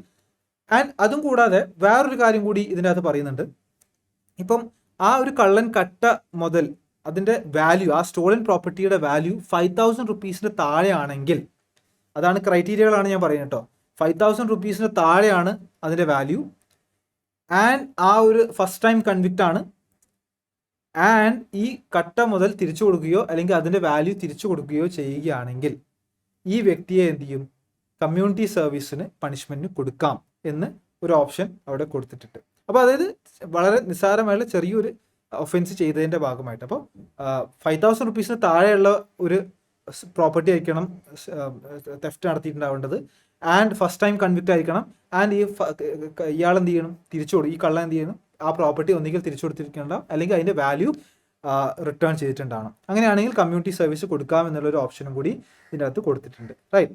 Then snatching എന്നുള്ള ഈ ഒരു ഒഫൻസ് പല സ്റ്റേറ്റുകളിലും അവരുടെ സ്റ്റേറ്റ് അമെൻമെൻ്റ് ആയിട്ട് IPC അകത്ത് ഉള്ള ഒരു കാര്യമാണ്. ഇതിപ്പോൾ എന്ത് ചെയ്തിട്ടുണ്ട്, ഭാരതീയ ന്യായ സംഹിതയുടെ അകത്ത് തന്നെ കൊടുത്തിട്ടുണ്ട്. സ്നാച്ചിങ് എന്ന് പറഞ്ഞാൽ ബേസിക്കലി ഒന്നുമില്ല, തെഫ്റ്റ് തന്നെയാണ്. നമുക്ക് എല്ലാവർക്കും അറിയാം അല്ലെ, പെട്ടെന്ന് മാലയൊക്കെ മോഷ്ടിച്ചു കൊണ്ടുപോവുകയാണ്, പെട്ടെന്ന് സഡൻലി എന്ത് ചെയ്യാണ്, ഓർ ക്വിക്ലി ഫോഴ്സ് ഉപയോഗിച്ചിട്ട് എന്ത് ചെയ്യാണ്, ഒരു പ്രോപ്പർട്ടി എടുത്ത് കൊണ്ടുപോവുകയാണ്, അയാളുടെ പേഴ്സണിൽ നിന്നോ അല്ലെങ്കിൽ അയാളുടെ പൊസിഷനിൽ നിന്നോ എടുത്തു കൊണ്ടുപോകും. അപ്പോൾ മൊബൈലൊക്കെ തട്ടിപ്പറിച്ച് എടുത്തു പോകുന്നതും അങ്ങനത്തെ കാര്യങ്ങൾ, അപ്പോൾ അതെല്ലാം സ്നാച്ചിങ്ങിൻ്റെ അകത്ത് തന്നെയാണ് വരുന്നത്. ആൻഡ് അതിൻ്റെ പണിഷ്മെൻറ്റ് പറയുന്നത് എക്സ്റ്റെൻഡ് അപ് ടു 3 years എന്നുള്ള രീതിയിൽ തന്നെയാണ് കൊണ്ടുവരുന്നത്. ദെൻ എഗ്രിവേറ്റഡ് ഫോം ഓഫ് തെഫ്റ്റ് ഉണ്ട്. അപ്പോൾ ഫോർ എക്സാമ്പിൾ ഒരു വീട്ടിൻ്റെ ഉള്ളിൽ കയറിയിട്ട് തെഫ്റ്റ് നടത്തുകയാണ്, അല്ലെങ്കിൽ ട്രാൻസ്പോർട്ടേഷൻ റിലേറ്റഡ് തെഫ്റ്റ്, ആ ഒരു വണ്ടി കട്ടുകൊണ്ട് പോവുകയാണ്, അല്ലെങ്കിൽ വണ്ടീൻ്റെ അകത്തുള്ള എന്തെങ്കിലും ഒരു article or any kind of goods കട്ടുകൊണ്ട് പോവുകയാണ്, അല്ലെ, ഓർ ഒരു പ്ലേസ് ഓഫ് വർഷിപ്പിനകത്തുള്ള ഒരു വിഗ്രഹം അല്ലെങ്കിൽ എനി കൈൻഡ് ഓഫ് ഐഡൽ കട്ടുകൊണ്ട് പോവുകയാണ്, ഓർ ഗവൺമെൻറ് എന്തെങ്കിലും പ്രോപ്പർട്ടി കട്ടുകൊണ്ട് പോവുകയാണെങ്കിൽ അതിനെല്ലാം നമുക്കൊരു എഗ്രിവേറ്റഡ് ഫോം ഓഫ് തെഫ്റ്റ് ആയിട്ട് കൺസിഡർ ചെയ്യാം. അതിൻ്റെ പണിഷ്മെൻറ്റ് എന്ന് പറയുന്നത് 7 years ആൻഡ് ഫൈൻ ആണ് അതിൻ്റെ പണിഷ്മെൻറ്റ് എന്ന് പറയുന്നത്. Then dishonest misappropriation of property. നമുക്കറിയാം ഡിസോണസ്റ്റ് മിസ്അപ്രോപ്രിയേഷൻ ഓഫ് പ്രോപ്പർട്ടി എന്ന് പറയുന്നതാണ് ഇന്നസെൻ്റ്ലി ഒരാളുടെ കയ്യിലോട്ട് പ്രോപ്പർട്ടി എത്തുകയും ആൻഡ് സബ്സീക്വൻ്റ്ലി അയാൾ എന്ത് ചെയ്യുന്നു, അയാൾക്ക് മനസ്സിലാവുന്നു ഇത് എൻ്റെ പ്രോപ്പർട്ടി അല്ല എന്ന് അയാൾക്ക് മനസ്സിലാവുന്നു. അത് മനസ്സിലായതിനു ശേഷം അദ്ദേഹം എന്ത് ചെയ്യുന്നു, ആ പ്രോപ്പർട്ടി തൻ്റെ ആവശ്യത്തിന് വേണ്ടി യൂസ് ചെയ്യുന്നു. അതിനെയാണ് നമ്മൾ ഡിസോണസ്റ്റ് മിസ്അപ്രോപ്രിയേഷൻ ഓഫ് പ്രോപ്പർട്ടി എന്ന് പറയുന്നത്. സെക്ഷൻ 403 ഇത് പറഞ്ഞിരിക്കുന്നത്. ആൻഡ് ഇതിൻ്റെ പണിഷ്മെൻറ്റ് കൊടുത്തിരിക്കുന്നത് 2 years ആണ് പണിഷ്മെൻറ്റ് കൊടുത്തിരിക്കുന്നത്. ഭാരതീയ ന്യായ സംഹിതേൻ്റെ അകത്ത് ഇത് എന്ത് ചെയ്തിട്ടുണ്ട്, മിനിമം പണിഷ്മെൻറ്റ് കൊടുത്തിട്ടുണ്ട്. അപ്പം മിനിമം 6 months പണിഷ്മെൻറ്റ് കൊടുക്കണം, and it can extend up to 2 years എന്നുള്ള രീതിയിലാണ് കൊടുത്തിട്ടുള്ളത്, റൈറ്റ്. ദെൻ അടുത്തത് മിസ്ചിഫ് എന്നുള്ള ഒരു സെക്ഷനാണ്. അതായത് മിസ്ചിഫ് എന്ന് പറഞ്ഞാൽ ഒന്നുമില്ല, പ്രോപ്പർട്ടി, ഒരു വ്യക്തിയുടെ പ്രോപ്പർട്ടിക്ക് ഡാമേജ് ഉണ്ടാക്കുകയാണ്, അതിനാണ് നമ്മൾ മിസ്ചിഫ് എന്ന് പറയുന്നത്. മിസ്ചിഫ് 1860 അകത്ത് ഒരുപാട് സെക്ഷനിൽ മിസ്ചിഫിനെ കുറിച്ചിട്ട് പറയുന്നുണ്ടായിരുന്നു. കുറേ ഇൻസ്റ്റൻസസ് ഓഫ് മിസ്ചിഫ് കൊടുത്തിട്ടുണ്ട്. ഭാരതീയ ന്യായ സംഹിതേൻ്റെ അകത്ത് നോക്കുകയാണെങ്കിൽ വളരെ ഷോർട്ടായിട്ടാണ്, വളരെ ബ്രീഫായിട്ട് ഒരു 5 സെക്ഷൻ്റെ അകത്ത് എല്ലാം ക്ലബ്ബ് ചെയ്തിട്ടുണ്ട്. ആൻഡ് ഇവിടെ പ്രത്യേകിച്ച് ഒരു കാര്യം എടുത്ത് പറയാനുള്ളത്, mischief by killing or maiming animal. IPC പ്രകാരം നമുക്കറിയാം ആനിമൽ ഒരു പ്രോപ്പർട്ടി ആയിട്ടാണ് കൺസിഡർ ചെയ്യുന്നത്, ഒരാളുടെ പ്രോപ്പർട്ടി ആയിട്ടാണ് കൺസിഡർ ചെയ്യുന്നത്. അപ്പോൾ IPCൻ്റെ അകത്ത് ആക്ച്വലി പണ്ട് കില്ലിംഗ് ഓഫ് ആൻ ആനിമൽ എന്നുള്ള രീതിയിൽ അത് വാല്യൂവിനെ ബേസിട്ടാണ്, എമൗണ്ട് ബേസ് ചെയ്തിട്ടായിരുന്നു. അപ്പോൾ value of 10 rupee or more ആണെങ്കിൽ 2 വർഷം വരെ ശിക്ഷ എന്നുള്ള രീതിയിലായിരുന്നു ആൻഡ് ഫൈൻ. അതേപോലെ തന്നെ വാല്യൂ ഓഫ് 50 ആൻഡ് മോർ ആണെങ്കിൽ 5 വർഷം വരെ ശിക്ഷ എന്നുള്ള രീതിയിലായിരുന്നു. അപ്പോൾ ആനിമൽസിനെ വാല്യൂ ഇട്ടിട്ടുള്ള ഒരു പണിഷ്മെൻ്റ് ആയിരുന്നു അവിടെ കൊടുത്തിട്ടുണ്ടായിരുന്നത്. പക്ഷേ ഭാരതീയ ന്യായ സംഹിതേൻ്റെ അകത്ത് കില്ലിംഗ് ഓർ മെയിമിംഗ് ഓഫ് ആനിമൽ എന്നുള്ളതിൻ്റെ അകത്ത് ജസ്റ്റ് ആ രീതിയിൽ തന്നെ പറയുള്ളൂ, ആ ഒരു വാല്യൂവിൻ്റെ അകത്തുള്ളൊരു ഡിഫറൻസ് വരുത്തുന്നില്ല. അത് ചെയ്തിട്ടുണ്ട്, ആ ഒരു പ്രവൃത്തി ഒരു ആനിമലിനെ കൊല്ലുകയോ മെയിമോ ചെയ്യുകയാണെങ്കിൽ അത് പണിഷ് ചെയ്യപ്പെടും. 5 years വരെ ഇംപ്രിസൺമെൻ്റ് ആയിട്ടാണ് ഇതിനകത്ത് കൊടുത്തിട്ടുള്ളത്, റൈറ്റ്. ദെൻ അടുത്തത് ക്രിമിനൽ ഇൻറ്റിമിഡേഷൻ. ക്രിമിനൽ ഇൻറ്റിമിഡേഷൻ്റെ അകത്ത് ഇവിടെ യൂസ് ചെയ്തിരിക്കുന്ന ഫ്രേസിനെയാണ് നമുക്ക് നോക്കേണ്ടത്. രണ്ടും സെയിം തന്നെയാണ്, പക്ഷെ ഭാരതീയ ന്യായ സംഹിതേൻ്റെ അകത്ത് ഇവിടെ ബൈ എനി മീൻസ് എന്നുള്ള ഒരു ഫ്രേസ് ആഡ് ചെയ്തിട്ടുണ്ട്. അപ്പോൾ ഈ ബൈ എനി മീൻസ് എന്നുള്ള ഒരു ഫ്രേസ് ആഡ് ചെയ്തതോടുകൂടി ഇതിൻ്റെ ഡെഫിനിഷൻ ആൻഡ് ഇതിൻ്റെ സ്കോപ്പ് വളരെയധികം എന്ത് ചെയ്തിട്ടുണ്ട്, വലുതാക്കിയിട്ടുണ്ട്. സ്കോപ്പ് അങ്ങനെ ബ്രോഡർ ആയിട്ടുണ്ട്. അപ്പം സാധാരണ ഉള്ള കൺവെൻഷണൽ രീതിയിലുള്ള ക്രിമിനൽ ഇൻറ്റിമിഡേഷൻ മാത്രമല്ല, ഇനി വേറെ രീതികളിലുള്ള ഡിജിറ്റൽ രീതികളിലുള്ള ക്രിമിനൽ ഇൻറ്റിമിഡേഷനും ഇതിൻ്റെ ഭാഗത്ത് കൊണ്ടുവരാം. ഇപ്പോൾ ഡിജിറ്റലായിട്ട് ഇപ്പോൾ നമ്മൾ SMS അയച്ചിട്ട് പേടിപ്പിക്കാം, അല്ലെങ്കിൽ വീഡിയോ കോൾ ചെയ്തിട്ട് പേടിപ്പിക്കാം അല്ലേ, അപ്പം അല്ലെങ്കിൽ എന്തെങ്കിലും രീതിയിലുള്ള സോഷ്യൽ മീഡിയയിലുള്ള പോസ്റ്റ് ഇട്ടിട്ട് പേടിപ്പിക്കാം. അപ്പോൾ ഇതിൻ്റെ ഈ ക്രിമിനൽ ഇൻറ്റിമിഡേഷൻ്റെ ആ ഒരു സ്കോപ്പ് തന്നെ എന്ത് ചെയ്യുന്നത് വളരെയധികം ബ്രോഡൻ ആക്കിയിട്ടുണ്ട് ഈ ബൈ എനി മീൻസ് എന്നുള്ള രീതി ഈ ഫ്രേസ് ആഡ് ചെയ്തതിലൂടെ. ദെൻ അതേപോലെ തന്നെയാണ് ഡെഫമേഷൻ്റെ കാര്യത്തിലും അതേപോലെ തന്നെയാണ്. ഡെഫമേഷൻ്റെ അകത്തും അവിടെ യൂസ് ചെയ്തിരിക്കുന്ന ഒരു ഫ്രേസ് ഇൻ എനി മാനർ എന്നുള്ളതാണ് അല്ലേ. ആരെങ്കിലും വേർഡ്സ് പബ്ലിഷ് ചെയ്തിരിക്കുകയാണ്, സ്പോക്കൺ ആവാം, റിട്ടേൺ ആവാം, സൈൻ ആവാം, വിസിബിൾ റെപ്രസെൻറ്റേഷൻ ആവാം, അത് പബ്ലിഷ് ചെയ്യുകയാണ്. ആ പബ്ലിഷ് ചെയ്യുന്നത് എങ്ങനെയാണ്, ഇൻ എനി മാനർ എന്നുള്ളതാണ് പറഞ്ഞിരിക്കുന്നത്. അപ്പോൾ എനി മാനർ എന്ന് പറയുമ്പം കൺവെൻഷണൽ രീതിയിലുള്ള പബ്ലിക്കേഷൻ മാത്രമല്ല, അതായത് സാധാരണ നമ്മൾ ബുക്കിൻ്റെ അകത്തും പാംപ്ലെറ്റ്സിൻ്റെ അകത്തൊന്നും പ്രിൻറ്റ് ചെയ്യുന്ന രീതിയിൽ മാത്രമല്ല, അതിപ്പം പോഡ്കാസ്റ്റുകളിലൂടെയുള്ള ഡെഫമേഷൻ ആവാം, ലൈവ് വീഡിയോയിലൂടെ ഡെഫമേഷൻ ആവാം, അതേപോലെ തന്നെ മീമുകളിലൂടെ ഉള്ള ഡെഫമേഷൻ ആവാം. അപ്പോൾ ഇൻ എനി മാനർ എന്നുള്ള കൊടുത്തിട്ടുണ്ട്. അപ്പോൾ അതിൻ്റെ അർത്ഥം ഡെഫമേഷനും എന്ത് ചെയ്യുന്നുണ്ട്, ബ്രോഡൻ ആയിട്ടുണ്ട്. ഡെഫമേഷൻ്റെ പണിഷ്മെൻ്റ് അകത്ത് കമ്മ്യൂണിറ്റി സർവീസും പറയുന്നുണ്ട്, ഒരു വൺ ഓഫ് ദി പണിഷ്മെൻ്റ് ആയിട്ട് കൊടുത്തിട്ടുമുണ്ട്. റൈറ്റ്. ദെൻ റിപ്പീൽസ് ആൻഡ് സേവിങ്സ് ലാസ്റ്റായിട്ട് നമുക്ക് പറയേണ്ട കാര്യമാണ്. റിപ്പീൽസ് ആൻഡ് സേവിങ്സ് അത് 358 അകത്താണ് കൊടുത്തിരിക്കുന്നത്. ഈ സെക്ഷൻ 358 പറയുന്നത് എന്നാണോ ഭാരതീയ ന്യായ സംഹിത 2023 നിലവിൽ കമ്മൻസ് ചെയ്യുന്നത്, എന്നാണോ സെൻട്രൽ ഗവൺമെൻറ് അത് നോട്ടിഫൈ ചെയ്യുന്നത്, ആ ഡേറ്റ് മുതൽ ഇന്ത്യൻ പീനൽ കോഡ് എന്താവും, റിപ്പീൽ ആവും. It will cease to exist. It will cease to exist എന്ന് പറയുമ്പം അതിൻ്റെ തൊട്ടടുത്ത ക്ലോസിൽ തന്നെ അത് എക്സെപ്ഷൻ പറഞ്ഞിട്ടുണ്ട്. അവിടെ ഇനി മുതൽ എന്തായിരിക്കും, ഈ ഭാരതീയ ന്യായ സംഹിത ആയിരിക്കും യൂസ് ചെയ്യേണ്ടത്. എന്ത് ഒഫൻസിന് അതായിരിക്കണം യൂസ് ചെയ്യേണ്ടത്. പക്ഷേ പ്രീവിയസ് ട്രാൻസാക്ഷൻസ്, പ്രീവിയസ് ആയിട്ട് നടന്ന കേസുകൾ, പ്രീവിയസ് ആയിട്ട് ഉണ്ടായിരുന്ന ആ IPC നൽകിയിരിക്കുന്ന റൈറ്റ്സ് അല്ലെങ്കിൽ ഒബ്ലിഗേഷൻ, അല്ലെങ്കിൽ IPC നിശ്ചയിച്ചിരിക്കുന്ന പെനാൽറ്റികൾ, ഓൺഗോയിങ് ഇൻവെസ്റ്റിഗേഷൻ, അല്ലെങ്കിൽ എന്തെങ്കിലും ലീഗൽ പ്രൊസീഡിങ്, ഇതെല്ലാം പഴയ IPC പ്രകാരം തന്നെയായിരിക്കും ഗവൺ ചെയ്യാൻ വേണ്ടി പോകുന്നത്.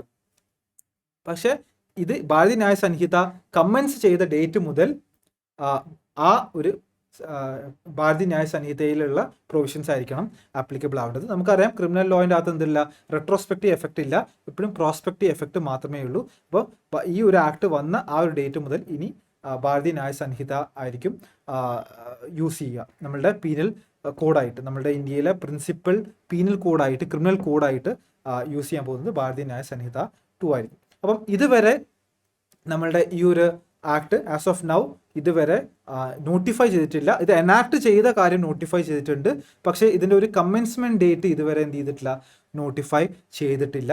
അത് എൻ്റെ ഒരു പേഴ്സണൽ അഭിപ്രായത്തിൽ അത് it will take some time definitely. കാരണം നമുക്ക് പെട്ടെന്ന് അങ്ങോട്ട് സ്മൂത്ത്ലി ട്രാൻസിഷൻ ചെയ്യാൻ വേണ്ടി കഴിയുമെന്ന് എനിക്ക് തോന്നുന്നില്ല. കാരണം ഒരുപാട് സ്റ്റേക്ക് ഹോൾഡേഴ്സ് ഉള്ള ഒരു കാര്യമാണിത്, നമ്മളുടെ ഒരു ക്രിമിനൽ ലീഗൽ സിസ്റ്റം എന്ന് പറയുന്നത്. സോ കുറേ ആളുകളെ സെൻസിറ്റൈസ് ചെയ്യാനുണ്ട്, ട്രെയിനിങ്സ് നൽകാനുണ്ട്. സോ അതുകൊണ്ട് തന്നെ it will take some time, around 3 to 4 months time എന്തായാലും ഇത് ഇംപ്ലിമെൻറ്റ് ചെയ്യാൻ വേണ്ടിയിട്ട് എടുക്കും എന്നുള്ളതാണ് എനിക്ക് എൻ്റെ ഒരു വിശ്വാസം.